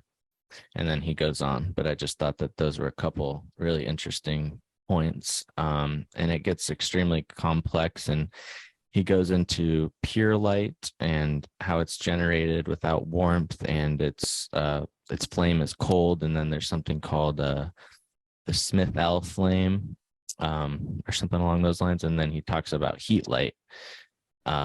So these are all concepts that are in his cosmic formative forces, or formative forces of cosmos, earth, and man. I always get that confused. But yeah, in regards to heat, light, and pure light, and just the light ether and how it relates to air and all of that, any insights that you would like to add? Well, that is another topic I could go on forever about. But the point is that there are three types of light. There is cold light. Well, some light, of course, is reflected from the sun. And you'd normally think all light comes from the sun, but it doesn't. Look at the aurora borealis. That's cold light. Look at rainbows. Goethe said that light, the color is the suffering and deeds of light. And so the anthroposophists point out that the three types, lightning, the rainbow, and the aurora borealis, give you the three types of form of light. Light can interact and create color like a rainbow. It can actually rise up out of the earth as ionization, and because of the earth's magnetism and the solar wind meets it, then it can light up the aurora borealis, the aurora australis, and then of course lightning. And lightning is a phenomena that scientists are only beginning to understand that they don't know anything about. For instance, now that we are in a low geomagnetic strength period, we're having the changing of the magnetic north and south pole is an excursion, and it's going to meet somewhere in the Indian Ocean. That is demonstrating to us that, in fact, what is really happening with light has manifestations that the scientists can't even possibly perceive. For instance, they now know in just the last few years that every single cell in the body, especially DNA, communicates with blue light, light that is so dim blue that if you were to look at a candle from 10 miles away, it would be the same illumination. Well, this light controls every bioelectric function in the body. So whether we know it or not, we are frozen light, or light that is in our bodies in a stasis for a moment. But really, it's light that has fallen into a form and maintained that form out of their suffering and deed. So the color in everything in the human body is a color because why? It's a suffering and deed of light. And now there's a photobiomodulation where they can take infrared. Infrared goes all the way through the earth. So no matter what, if the sun is shining or not, you're still getting infrared from the sun. You're getting infrared from the stars. And it basically, that's what Gerald Pollack demonstrated, moves water, because the water is reacting to infrared light. While ultraviolet light can be used in biomodulation to slice and dice your DNA.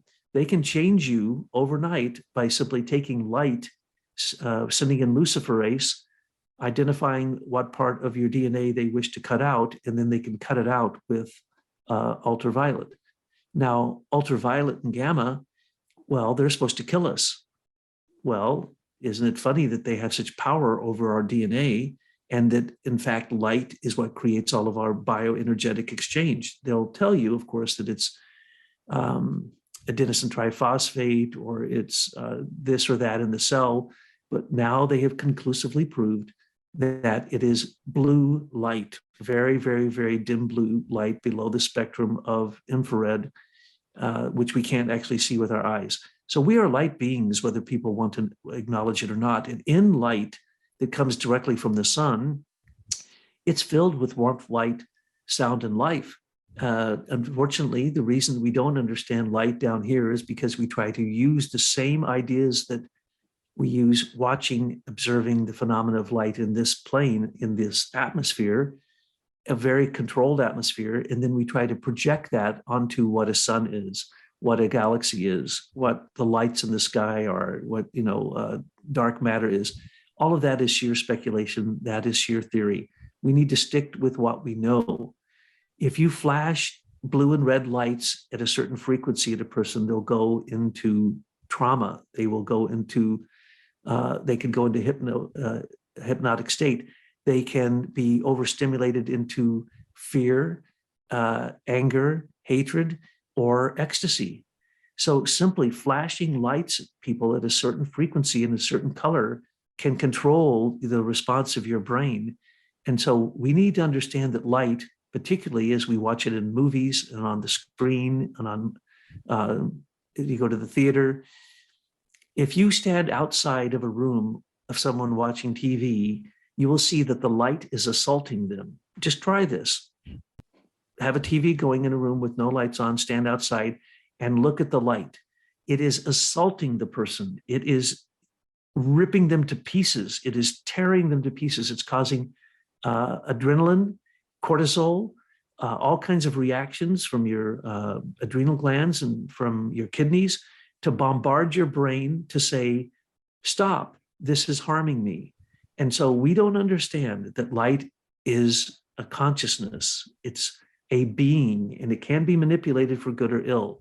And when you're talking about light ether again is levity. And without it, we'd have no growing plants. There's phototropism for plants. Well, guess what? We are phototropic too. We are absolutely controlled by the light. And the light that strips the melatonin from your pineal gland determines when puberty comes on. It determines the excretions of your master glands. So light itself is one of the most transformative elements that anyone can imagine, even if it is bound by the atmosphere that we're in. And so when they say love and light, I used to hate it. Oh, love and light, love and light, love and light. It's like, oh, just shut up. Yeah, I know it's love and light, okay, what are you talking about? A light bulb, probably. But if you understand the true nature of light, you can literally say, yeah, love and light, but also don't forget the warmth and don't forget the sound. Yeah, that's funny. I used to have some friends that would fall asleep and slept with the TV on and an ex-wife. And for me, that's just very difficult. And I'm like, how do you guys do this? And with the sound on and everything, but not my thing. But kind of related to light, maybe in thinking about like the rainbow, Gurdjieff says some interesting things in his book. Beelzebub's tales to his grandson. It's absolutely phenomenal. I'm in chapter 30 right now, something. But with Kohler, for example, he talks about the deterioration of our organs of perception, and the organ of perception and distinguishing of the blending of gravity center vibrations which reach Earth from the eternal universe, the common integral vibration of all sources of actualizing, or what's referred to as the white ray, about the perceptions and impressions of separate blendings of gravity center vibrations, he says, that are distinguished by tonalities of color. And he was talking about how there was at once a vast, more larger array of colors that could be perceived. And the organ with the ability to perceive blendings of these gravity centered vibrations of the white ray, and just it was, I think, saying that we could distinguish a third of the quantities of the tonalities of color of all the tonalities obtained in the presence of the planets, or something along those lines. And if we were to evolve to perfect sight, it could expand like much more to millions of different intricate color perceptions or something along those lines. So that part was really fascinating to me. He uses a lot of really interesting language and to give your mind a lot to contemplate on in that book, but still not finished with it yet. So now if I go into your book, The Eternal Ethers, for more clarification, it helped me a lot in regards to understanding the light ether. You elaborate in depth about like the properties and the nature of light as well as air and the relationship, and it's so fascinating. You say light ether is invisible. We have learned to recognize other waves that are invisible, like ultraviolet, infrared, and electric waves, but these have the same characteristics as light waves, differing only in their links. Light ether produces triangular forms. It illuminates everything and makes all material things visible. It is also the force that makes plants grow upwards, like you were just saying, and makes people stand and walk upright, which I think you said as well. The triangular forms thing was kind of interesting to me. I was wondering, maybe you could touch on that a little bit.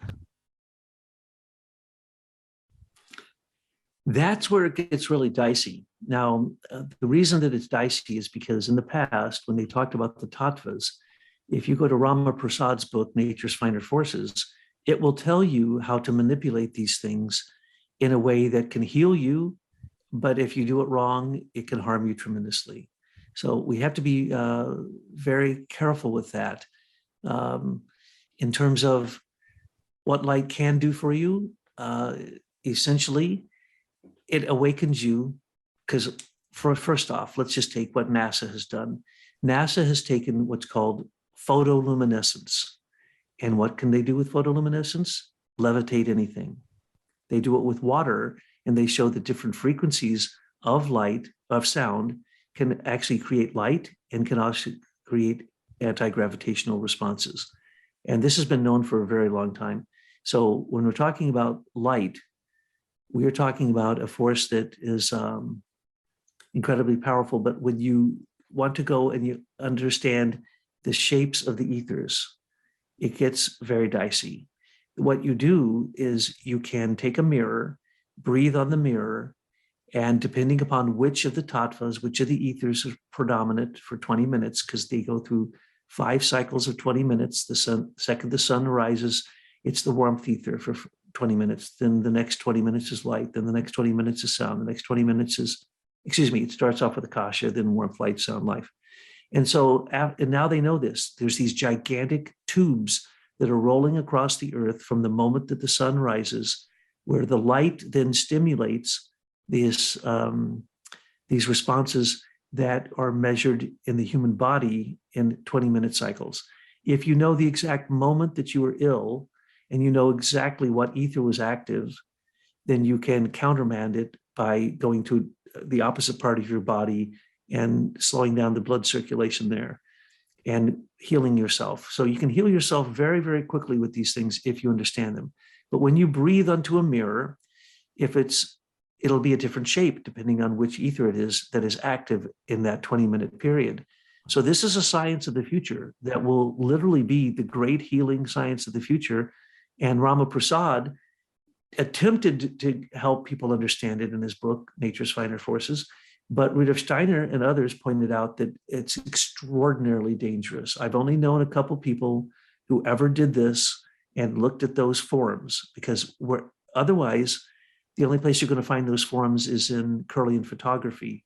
They have done, Milner and Smart did a book called The Loom of Creation, and they did experimentation with your breath on a mirror, looking at the geometric shape that is predominant, and then basically mapping that out in relationship to the human's health. That's all well and good, but that's a science for the future. And so though I understand it, and though I have seen other people do it, I also saw one person go crazy doing it, and the other person just backed off of doing it because it gets pretty questionable. But it's very obvious. All you have to do is breathe on something and look at the predominant form that arises, which again shows that the warmth and the light in your body and the sound, the structure, the form, and the gravity, the life in your body can be determined by looking at the form that these substances make. There's a thing called sensitive crystallization, another one called chromatography, where we do, it's anthroposophic, and we do studies of the blood or of any substance that can be turned into a liquid. And we can tell you the life force and which of the ethers is active by seeing the forms that are made on the chromatography piece of paper or in the sensitive crystallization underneath the microscope. So these things are very real, but unfortunately, there was a mistake made in Gunther Wachsmuth's book. That's the reason that they don't print that book anymore. He made they weren't really mistakes. It could be seen both ways if you look at it, which shape goes with which ether. So I don't ever tell people a definitive statement except to state, like you did, quoting Gunther Wachsmuth or Rama Prasad or what's his name, Ernst Mate, or any of these people who know these things. I know no one who is actually experimenting with them. And I think that's probably a good thing. But in the future, it will be as simple as that. When they come up and they say, you say you're sick, they'll say, okay, breathe on this. They'll breathe on it. They'll analyze the forms. You tell them exactly when it happened, how it happened. And if they can ascertain the exact moment you got it, they can get rid of it just as easy. So it's really a fantastically huge memory when you start talking about the shapes that the ethers make. Wow, that's amazing. Yeah, Ernst, I think it was Ernst Marty, the one that wrote the 4 ethers. I was having a little bit of trouble going through that one because I just found some of it confusing. I thought that the Gunther Wachsmuth was one of the more comprehensive, at least from what I read. I still haven't read the whole thing, but it's obviously just a very wild subject that there's so much to. But I'm going to read a little bit more because this part, I like it. It kind of goes into the relationship with the element and ether. So I like that you kind of describe this. Light ether works through air. Air is not visible. It fills the space between objects and has no boundaries. It connects everything. It has no structure or direction and is like chaos because it has elasticity, causing centripetal tension and pressure towards a center. One thing you say is light ether helps create thinking. It is in strong contrast to matter. Now, on that note of thinking, I'm going to go to Manly P. Hall. Quote, thoughts are geometric outpourings of the mental body. They are germinated and visualized through the union of the mental plane with the physical brain body. Thought forms are created in this mental auric body, of which is considered the highest body of man, which has its material manifestation as the brain. We are surrounded by our own emanation bodies, which are constantly pouring into the reservoir streams of energy, both constructive and perverted. These streams of energy result from vitalizing our emotions and thoughts and thereby inferring upon them the power of our immortality. So I just really liked that. And I kind of I felt like it tied in with the light ether and the mental plane, but I don't know. How do you feel do you feel like it's useful to draw correlations between the planes and ethers, or do you feel like it gets a little confusing? What do you think? It gets very confusing because you have to always decide which perspective you're standing on. Let's say Steiner will say, now let us consider the light ether in relationship to the angels. And you go, okay, well, I'm not an angel. How am I supposed to do that? When we're going to go back to the time of the incarnation of the earth called the sun incarnation, when light was manifested through the beings of wisdom. And in that wisdom, in that light, wisdom was woven. And he starts, you go, oh, that's all beautiful. That's wonderful. But when it comes down to it, I think we also, some of the planes and some of the tying it to the ethers or tying it to more material things can get people, it gives them a little satisfaction to have the correspondences under their belt so that they can say, oh yeah, light is wisdom, light is this, light is, And that helps a lot. But when it comes down to it, it's sometimes the very things that you yourself arrive at is the analogy, because you need an analogy, you need a metaphor for these things so that you can put them in place. For instance, if one were to say, through the light of the sun comes cosmic wisdom into your own thinking. People won't get that. But if they did get it, then they would really understand the nature of the being of light. Mm. So the planes always have to be considered in relationship to heterochrony, which hierarchy you're talking about, at which time, and what is the consciousness of the human being at that time, and then you can put it in perspective. So I think it's very important to understand all that cosmology and the heavenly correspondences with the hierarchies and with the planes and with the planets and with all of that. It's very, very important. If you are a cosmologist, and you and I were obviously cosmologists, Steiner said there'd be two groups of anthroposophists at this time. Anything to do with the cosmology, they want the direct experience of Christ working in the etheric realm. And so they go to church, and through their beliefs, they basically raise up really beautiful moral desire for being selfless. So you don't have to have the cosmology, but guys like you and I know from just the talks we've had that you will never stop. You're going to keep working on this and making charts and making the connections and drawing these things together. And that's what most anthroposophists or cosmologists will do. But if you really want to get the full chart of all this manifesting, I have worked with people who had to have a giant dining room table with a huge piece of paper on it and writing in very small letters, all of this in forms that reflect it. It can be very helpful, but it can also somewhat overwhelm you because you get into, there's 7 incarnations, and then there's 7 of those, and there's 7 within those. So you're working at 7 times 7 times 7 different manifestations of life form and consciousness. And you can find your way through all of that, and it's all well and good. But sometimes just simplifying it is the thing that's going to actually help people visualize it. And so with light, there's so many things that science is discovering now that it's very hard to pull all of the current science, which Steiner says you must relate anthroposophy, his spiritual science, to what is being discovered in the outside world. And right now, we are in the most active time for that in human history, because as I say, every week they're throwing out their previous theories, throwing them out the window, and they really don't have one to replace it. But they do know that what they believed before is not correct. So what they think about light, they don't have any clue what true light is about, because as I said before, true light that doesn't fall into our atmosphere will give us life in its own nature, out of its own nature. All right.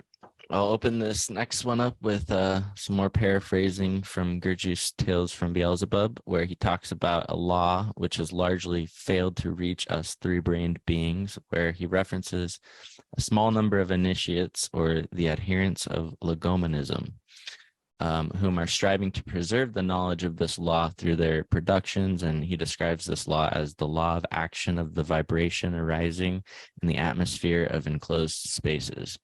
This kind of reminds me of Gurdjieff's quote, "Architecture is frozen music," which you basically were alluding to earlier with your comment about architecture.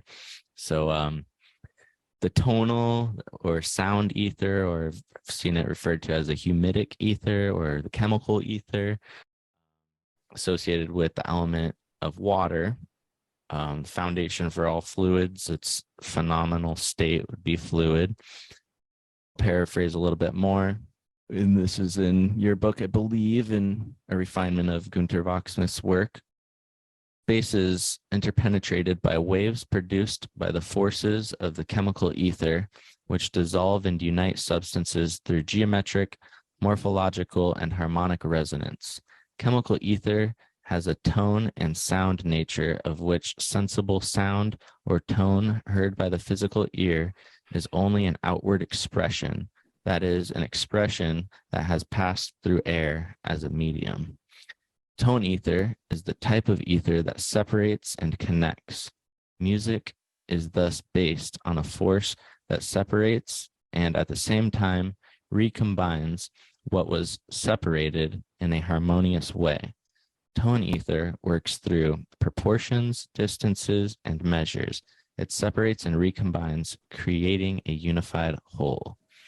All right, and then this may be another cool entrance point to tie in some more with the music of the spheres as well. But yeah, please just elaborate however you will into more insights into the tonal ether or the chemical ether or the sound ether. Oh, yes. Well, basically, the planets are in a liquid substance. Gravity is, and even light acts like a liquid, and warmth acts like liquid to a certain degree. But generally, what does the fluid do? It goes to the lowest place. It goes down. It always goes down because it's gravity. And what's it doing? It's trying to bring, let's say, the rain down to the earth to stimulate life. And then it evaporates and goes right back up into the water cycle. And so that cycle is happening all the time in the human being. We are, of course, columns of liquid, and we are literally antennas that are sensitive antennas standing upright. And literally, the celestial influence is like a fluidic influence. And as I said before, every cell in our body comes from other stars, from other suns, and it flows into us. And so the constant flowing is always happening, but it's so seldom understood. Look at a comet. The comet comes out of the orange cloud, and it wasn't even material. Then it becomes material, goes towards the sun, defies everything we know about thermodynamics. It doesn't melt. It's a ball of ice. Its tail goes out from the sun, showing that that's the solar breath, which of course they didn't understand until they realized that. But why does this fluidic activity happen in the cosmos? Everything is fluid in the cosmos because everything is in valence. Everything is relating to everything else that's anywhere near it. And that is either harmonious or disharmonious. And so it's the sound. And when you can have sound without having life. And life is the thing that gives the final creative form to something. But if it's in a fluid form, of course, it isn't necessarily locked into a form. As a matter of fact, the only perfect form of any fluid is, of course, a single drop. And that drop is so powerful when it's in a fluid like water that enough drops can cut through a rock. So what is happening with the fluid? The fluid is listening to other elements, and they're able to draw themselves. For instance, an enzyme. The enzymes in our bodies can produce over 1 trillion reactions in 1 second. And they say it's a lock and key mechanism. No, it's not. That's completely stupid. I mean, that's the reason that dictatorial science just blocks you from having any clear thinking. It couldn't possibly contact 1 trillion other molecules and affect them as a catalyst without losing any substance itself. An enzyme never loses its substance. So what is it? It's a note. It's not a key in a hole. It's a note. And that resonance can contact 1 trillion other cells per second. That's morphic resonance. That's how basically all thought is collectively pulled together. And someone who's an idiot savant, who is an idiot savant for number or for music, and I've known a bunch of them in the anthroposophic communities I've lived in the East Coast, I've seen people who were spastic, literally shook so bad, they pick up a violin and they play it so perfectly without looking at music, all by ear. And this one particular individual I knew, he played with the New York Philharmonic, he played with the Boston Philharmonic. He doesn't even read music. He hears the piece, memorizes it, and can play it. Same thing with Suzuki methods, which we use in Waldorf education. We teach them the whole song from the beginning. If the one person has it memorized and they present this music, the other person can pick up the whole thing. How is that? Because sound creates a morphic resonance that is a form that is like a cloud. And inside of that cloud, it has astounding powers to create and destroy. And when we finally learn to use, because we have learned what is, even a laser acts like a fluid. Most gravity acts like a fluid, light acts like a fluid, warmth, all of these things have a fluidic nature to them. And when he's talking about that sensitive flame, that where in the air you speak into a flame, it will actually create these forms. Those are fluid forms. And what are the fluid forms? They create Julia sets. And what is a Julia set? It's a solar system. It's a galaxy. And what is it that the Julia sets nest? Mandelbrot sets. And what is a Mandelbrot set? It is a form. Right now, it's that you can make a three-dimensional aspect and manifestation of a Mandelbrot set, though it's very hard, and the science and math for that is very complicated. But if you just take a two-dimensional Mandelbrot set, it has 7 foci. Well, we have 7 major planets. And in our body, we have 7 major chakras. And so when they come into balance, musical resonance and harmony, and they create a symphony. And this symphony creates what I would call the monad. I believe that the atom is not the shape that they give it. It's a Mandelbrot set, and that it is motion of electrons around a neutron around the center. And so let's say the components of the atom can actually be found in the Mandelbrot set. And the Mandelbrot set is a harmonic manifestation of 7 different notes. And that's what we get with antimony. So antimony is supposed to be a substance that has all 7 of the metals from the 7 planets all working together as one. That's what Tibetan bells are made out of. That's what they make their bowls out of, their bells, their dorjes. All these different things are literally the combination of the harmony of the spheres. And so when you ring a Tibetan bowl, you're actually stimulating all 7 chakras. So when you're talking about sound, you can heal people with a tuning fork. You can heal telomeres with a specific sound vibration. And I forget the exact frequency, but this is well known, and NASA has also done experimentations with this. And they take a person, they simply hit them with a certain sound, and their telomeres round off and heal, the frayed telomeres. Well, that's what causes us to age. So sound has the secret of physical longevity in it. And when you're talking about somebody who lives a long time, it's because they're living in harmony with nature. Their art of living is, in fact, a symphony. So there's no end to what we could say about sound. And basically, again, what science would tell us about sound is really somewhat immature, because they don't get what Pythagoras said, that any building he could look at, realize what note it was built on, strike the opposite note, and the building collapses. Well, we know this happens. Earthquakes do that. Wilhelm Reich developed a little tiny device this big. He put it on the post of his house, and it's just a frequency, a certain beat frequency resonator. And what happened? An earthquake happened. So sound has the capacity to move planets. It has the capacity to keep all the planets in harmony. And if they go out of harmony one tiny bit, we would have a disaster. So it doesn't. When you're looking at the whole cosmos, even when you're looking at a supernova, you're looking at a black hole, you are looking at pure music. But it takes the creative word to round that off, to direct it to what the co-creator wishes to do. And that's what speech does. So you can take all the sounds, you can take all the music, and yes, music is the universal language. But when it comes down to it, it's the creative word that actually can manifest the power of what music or sound has to give us.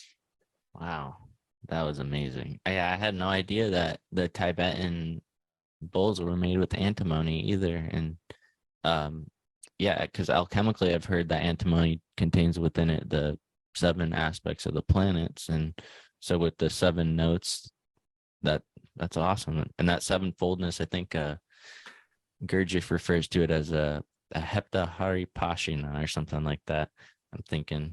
But Wow, that is so It interesting. was called Newton's dream. When you get the proper Platonic solids all touching each other in a certain way that represent the planets, you have Kepler's dream.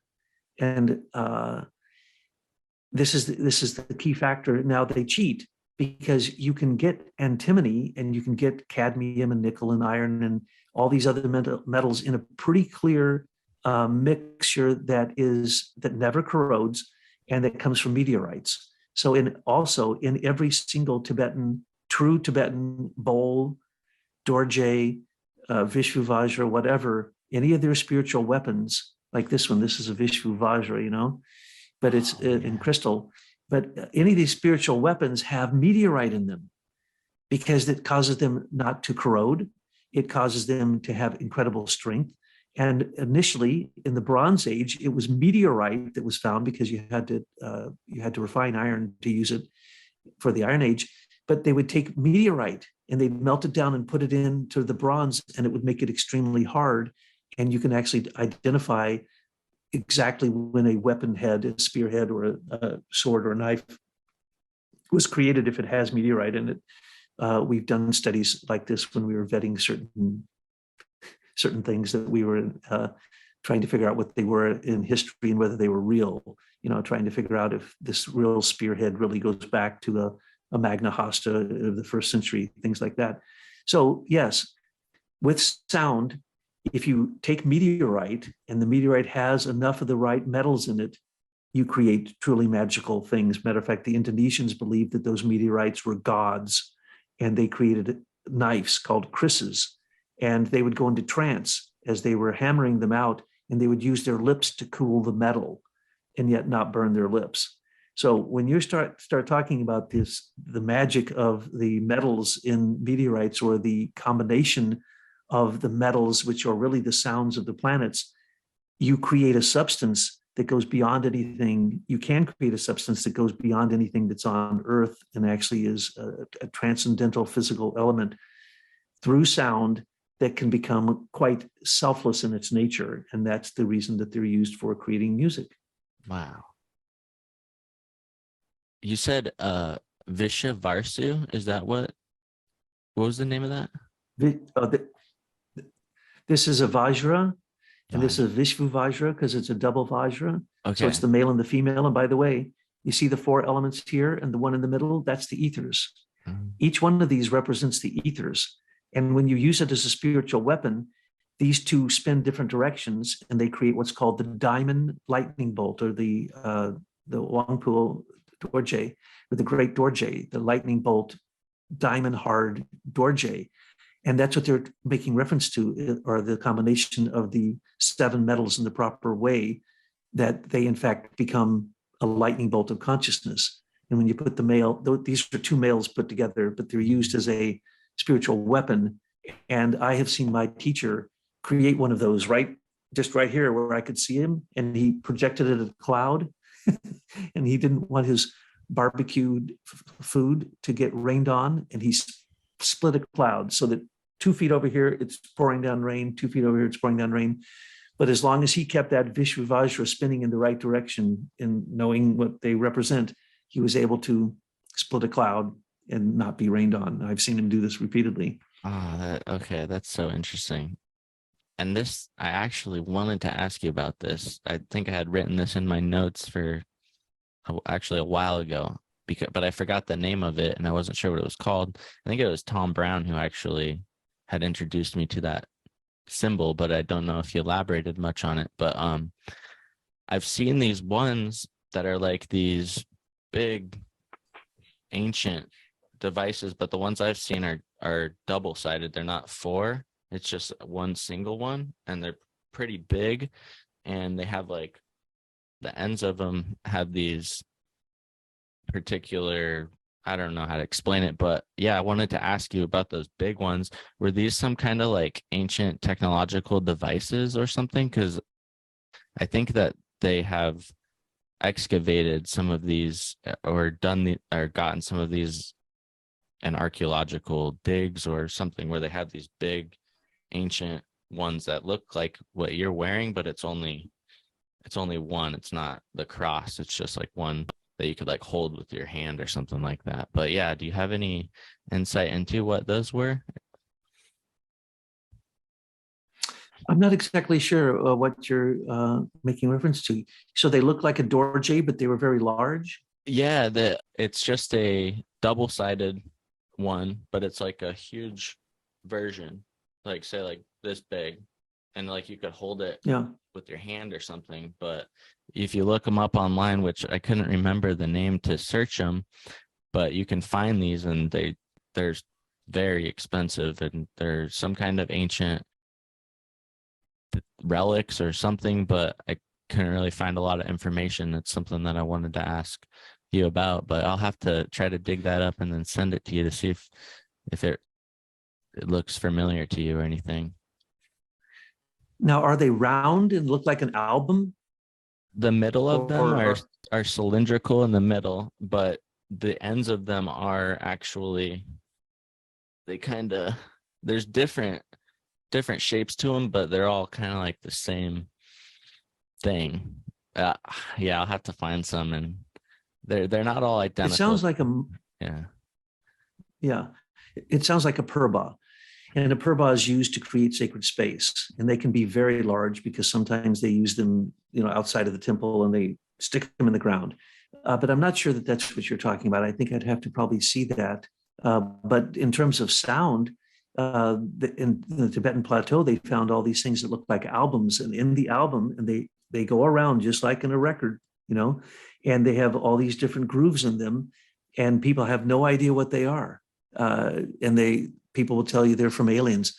Those were actually that a psychic could look at those, a clairvoyant could look at those and hear them speak. So they were like an album of music, like a pressed vinyl album of music, but they didn't have to spin them. They just had to put their hand on them. And then because of the frequency that they could experience clairvoyantly, it would actually have a message. And those are some of the oldest form of texts that you can find. They don't use pictograms. They use actually frequency modulation by putting it into these grooves. But I'm not sure that's what you're talking about either. I'd be fascinated to see what it is you're making reference to. Yeah, I'll find some and then I'll send them your way. You can tell me what you think. But okay, so a further elaboration on the sound ether plays a role in all processes where things are separated and then recombined in new harmonic proportions, characterized by the conceptions of separating, structuring, creating proportions, and harmonizing. The number ether is also another name for it, and this creates the numbers and numerical proportions of the created world. It brings order and harmony to the growth of all living things through the harmony of the spheres, as you're saying, the basis for all chemical activity between substances, sometimes causing it to be called the valence ether, like you said as well. Is there anything else before we wrap up with the sound ether that you would like to add additionally?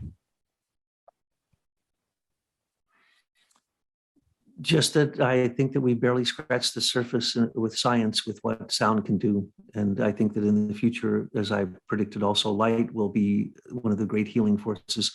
Sound will be just as strong, if not stronger. All right, so the physical or solid or atomic or life ether revolving around crystallization, fixity, and what structures phenomena, the foundation for all solids.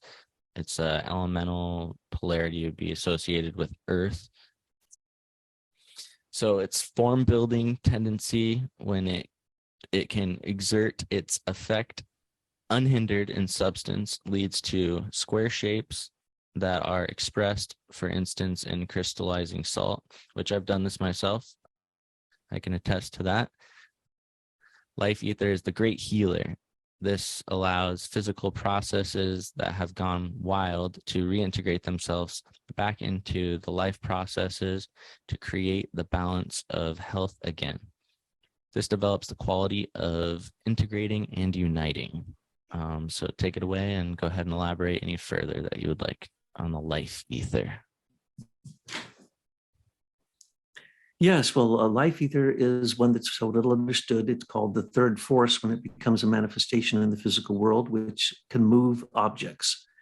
Now, when we crystallize, we basically become an antenna for that particular frequency. So in each of your organs, in each of your ductless glands, there are, in fact, crystals. There's hexagonal crystals in your auricle of your ear. And that creates your balance. It creates your ability to hear, your ability to understand space, to figure out what you are in space. So when we're talking about life ether, we're talking about the most material of all substances. And yet it's so delicate that without warmth, light, and sound in perfect manifestation, you won't have life. And what is it that gives life? It's the forming of physical substance that literally draws to it the energy that it needs. For instance, piezoelectric crystals in your pineal gland cause piezoelectric charges through your brain, which then have fantastic manifestations.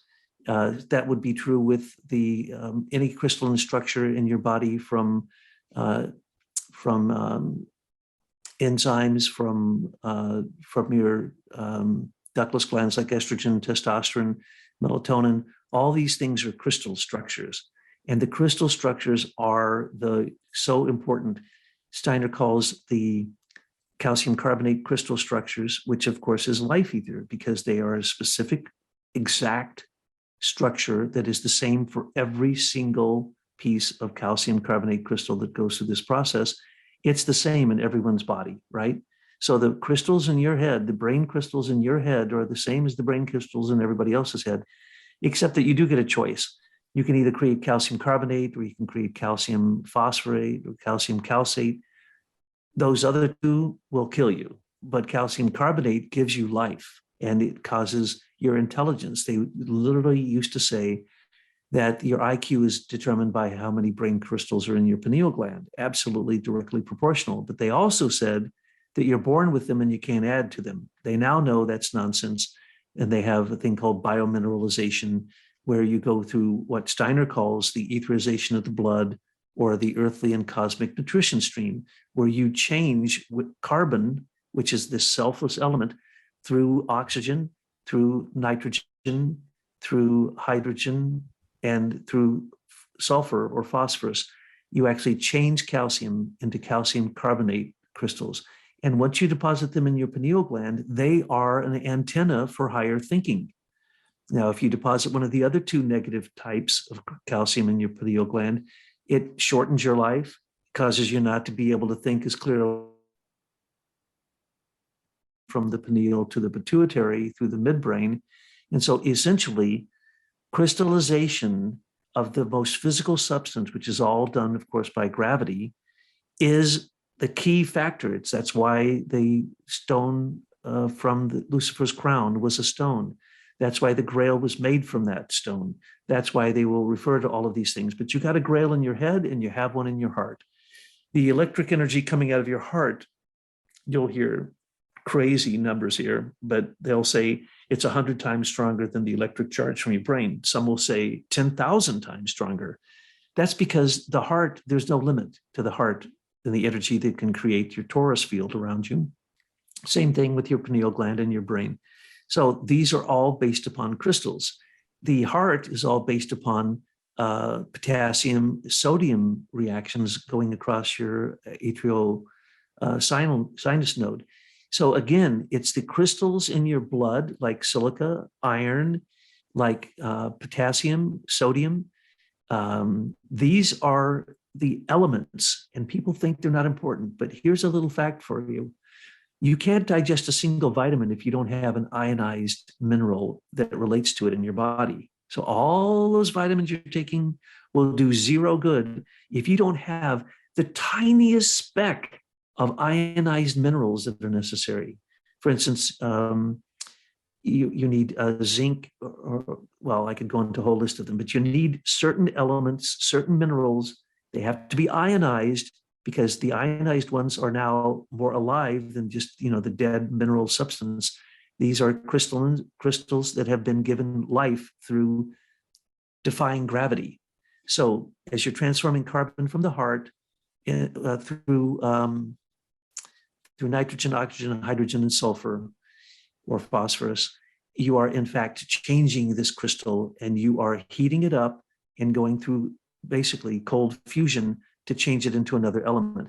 Science will tell you that can't happen, but it is the key factor to why we have life. You will, if you're born in certain conditions where you can't think, that we know the names for, that's because you don't have those crystals in your pineal gland. And everyone has a different amount when they're born, and everyone has a different amount after they die, because either you will use them up or you will replace them. And if you replace them, a clairvoyant can look at you and look at what the Tibetans call the pink molecules or atoms or cells in your heart and the brain sand in your pineal gland. So you cannot overestimate the power of this. In the future, Rudolf Steiner said, all we will be eating is minerals. And from that those minerals, we will get all of the nourishment that we need. And as I pointed out, simply breathing air brings in those elements, but then you have to transform them from the earthly nutrition into cosmic nutrition. And this literally makes you a fiery forge for changing elements into their crystalline form. And when you do, you either do one of two things. You either add the good crystals that add levity, or you add the bad crystals that add gravity. And basically, fibromas and death and aging is all about the inability for you to make living crystals in your body, and dead calcium crystals come in and take over, and that brings on your illness and your suffering and your death.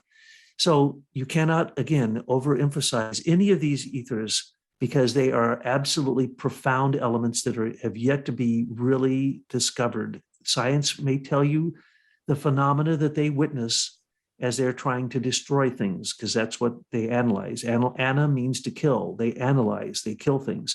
And as they're dying, they notice the life leaving, but they can't tell you how the life got in there. There's not a single scientist that can actually explain biomineralization, which is depositing these brain crystals, these brain sand in your pineal.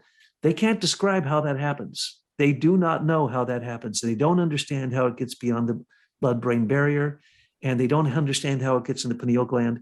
But those are the master crystals of your, the master ductless glands, and your size, your timing, your shape, your the way you handle elements, the way you handle salt, the way you handle sugar, the way you handle everything is actually run through the pineal and pituitary as they work together in this electrical piezoelectric exchange, which creates crystals. And then, of course, as soon as that crystal charges and releases into the brain, crystals from your left and right ventricles fall into the third ventricle and supercharge them, so that literally to a psychic, that is what creates your aura, or the halo around the head, is this electrical energy from crystals, using crystal energy, piezoelectric energy, and then stimulating the pituitary, which then causes the pituitary to excrete pituitrin, which is basically the life-giving substance for your nerve and vascular system. So crystals and manifestation in the human body, that's why in Star Wars they came up with the Kyber crystal. They took what I had written in the third treatment as the pineal crystal. The pineal crystal is what protects you, because it's what keeps you awake. It's what is your defense system in every sense of the word. So the idea that the lightsaber is made from a Kyber crystal, well, let's put it this way. Your light body is made by the calcium carbonate crystals in your pineal gland, and it's regulated by that, which of course is regulated from your heart. So you can't overemphasize what it is that the life ether does.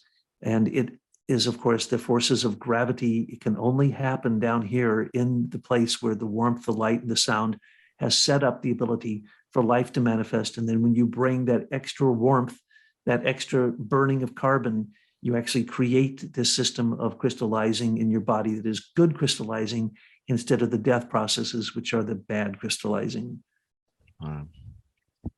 And then in regards to life ether, in a part in your book, you wrote that each organ sends specific forces and frequencies to all the other organs and is balanced by the life ether. We see the harmony of the threefold human being in the nerves, rhythmic system, and the metabolism. Life ether creates the harmony of these three and the mutual interaction of the organs.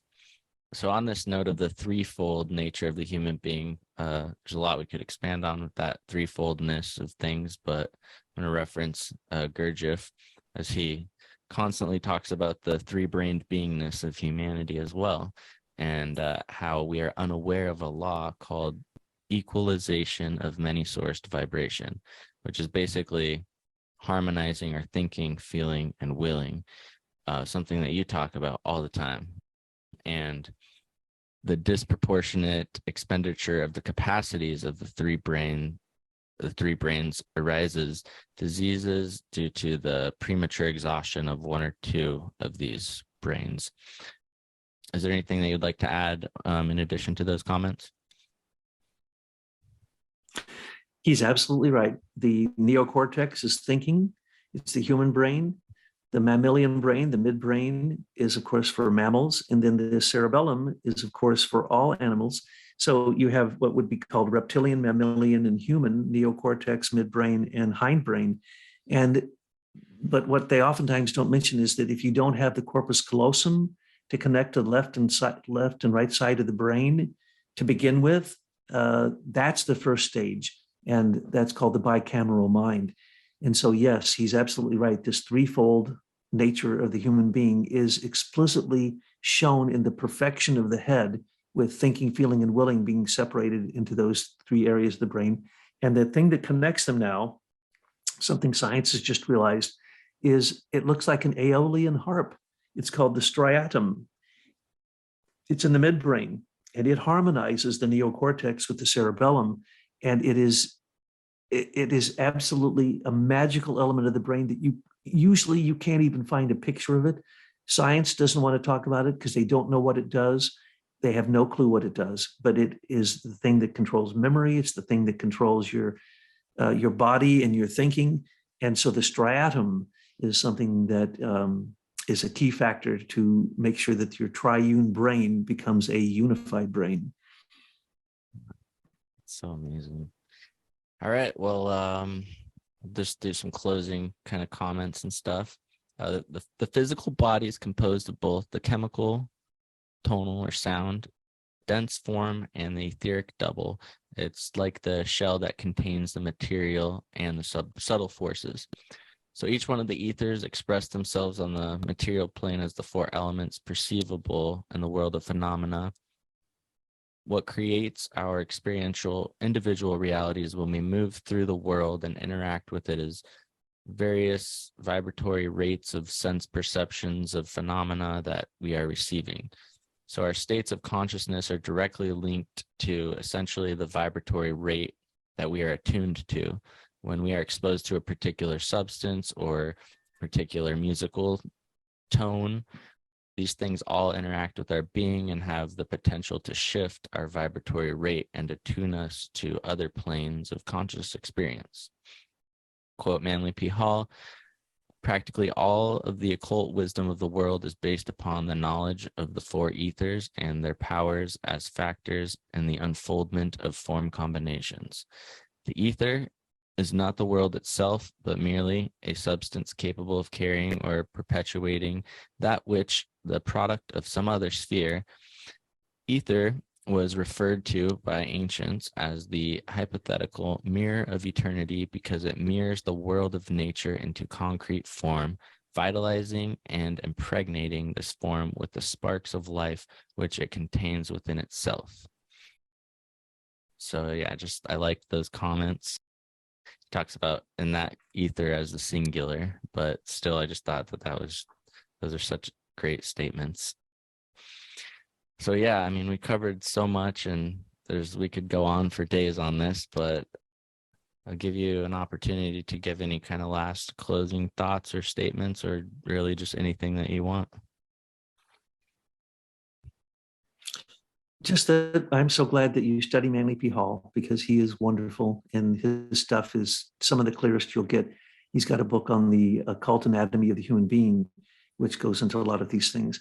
It's marvelous because the ancient traditions are very clear about these things. And in all of the deepest spiritual practices that I have researched, which is quite a few, it all comes down to the exact same things we're talking about today. So if you understand the ethers, you're going to have a leg up on the path of initiation. Absolutely. Oh, and I went ahead and if you look in your chat, I sent you a link to one of those things I was talking about. It's actually a little smaller than I thought. It could fit in one hand. But maybe, is that what maybe you could check that out and see if that's the thing you're talking about. In the article, I think it says it's an ancient weapon of some sort, but yeah, I'll go ahead and. Oh yeah. Is that what the thing Yes, that you're? that's yes. Did I lose you? Oh, I'm still here. Oh no. I don't know if you could hear me, but Okay. No, that is a door J. Can you still hear me? yeah, I can hear you. Yeah. Okay. I think I clicked off of something that I wasn't supposed to, but that is a door J. That's called the lightning bolt. And what I was explaining, it's made out of the 7 metals with meteorite. But the one with the open-ended one, that's one that is basically no longer trying to contain the lightning bolt. It's shooting the light bolt out. You take that little round thing in the middle and you put it on your middle finger and your thumb and you roll it back and forth until you feel a charge. And then you can release the charge through that and slay demons with it. That's the reason they call it the diamond lightning bolt. Alrighty, Douglas, this was one of my favorite episodes. Thank you so much for taking all the time, and I can't wait till next time. I'm sure there will be a next time. So want to go ahead and let people know where they can find you one more time before we close out?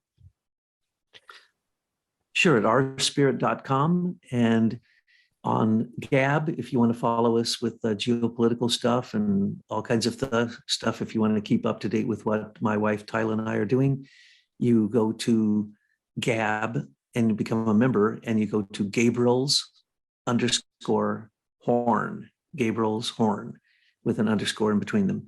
And that's where we put out lots and lots of our previous videos and things like that. So, and I want to thank you, Sky, because I think we should have more conversations like this, and I look forward to doing it again. Absolutely. All right. Well, until next time.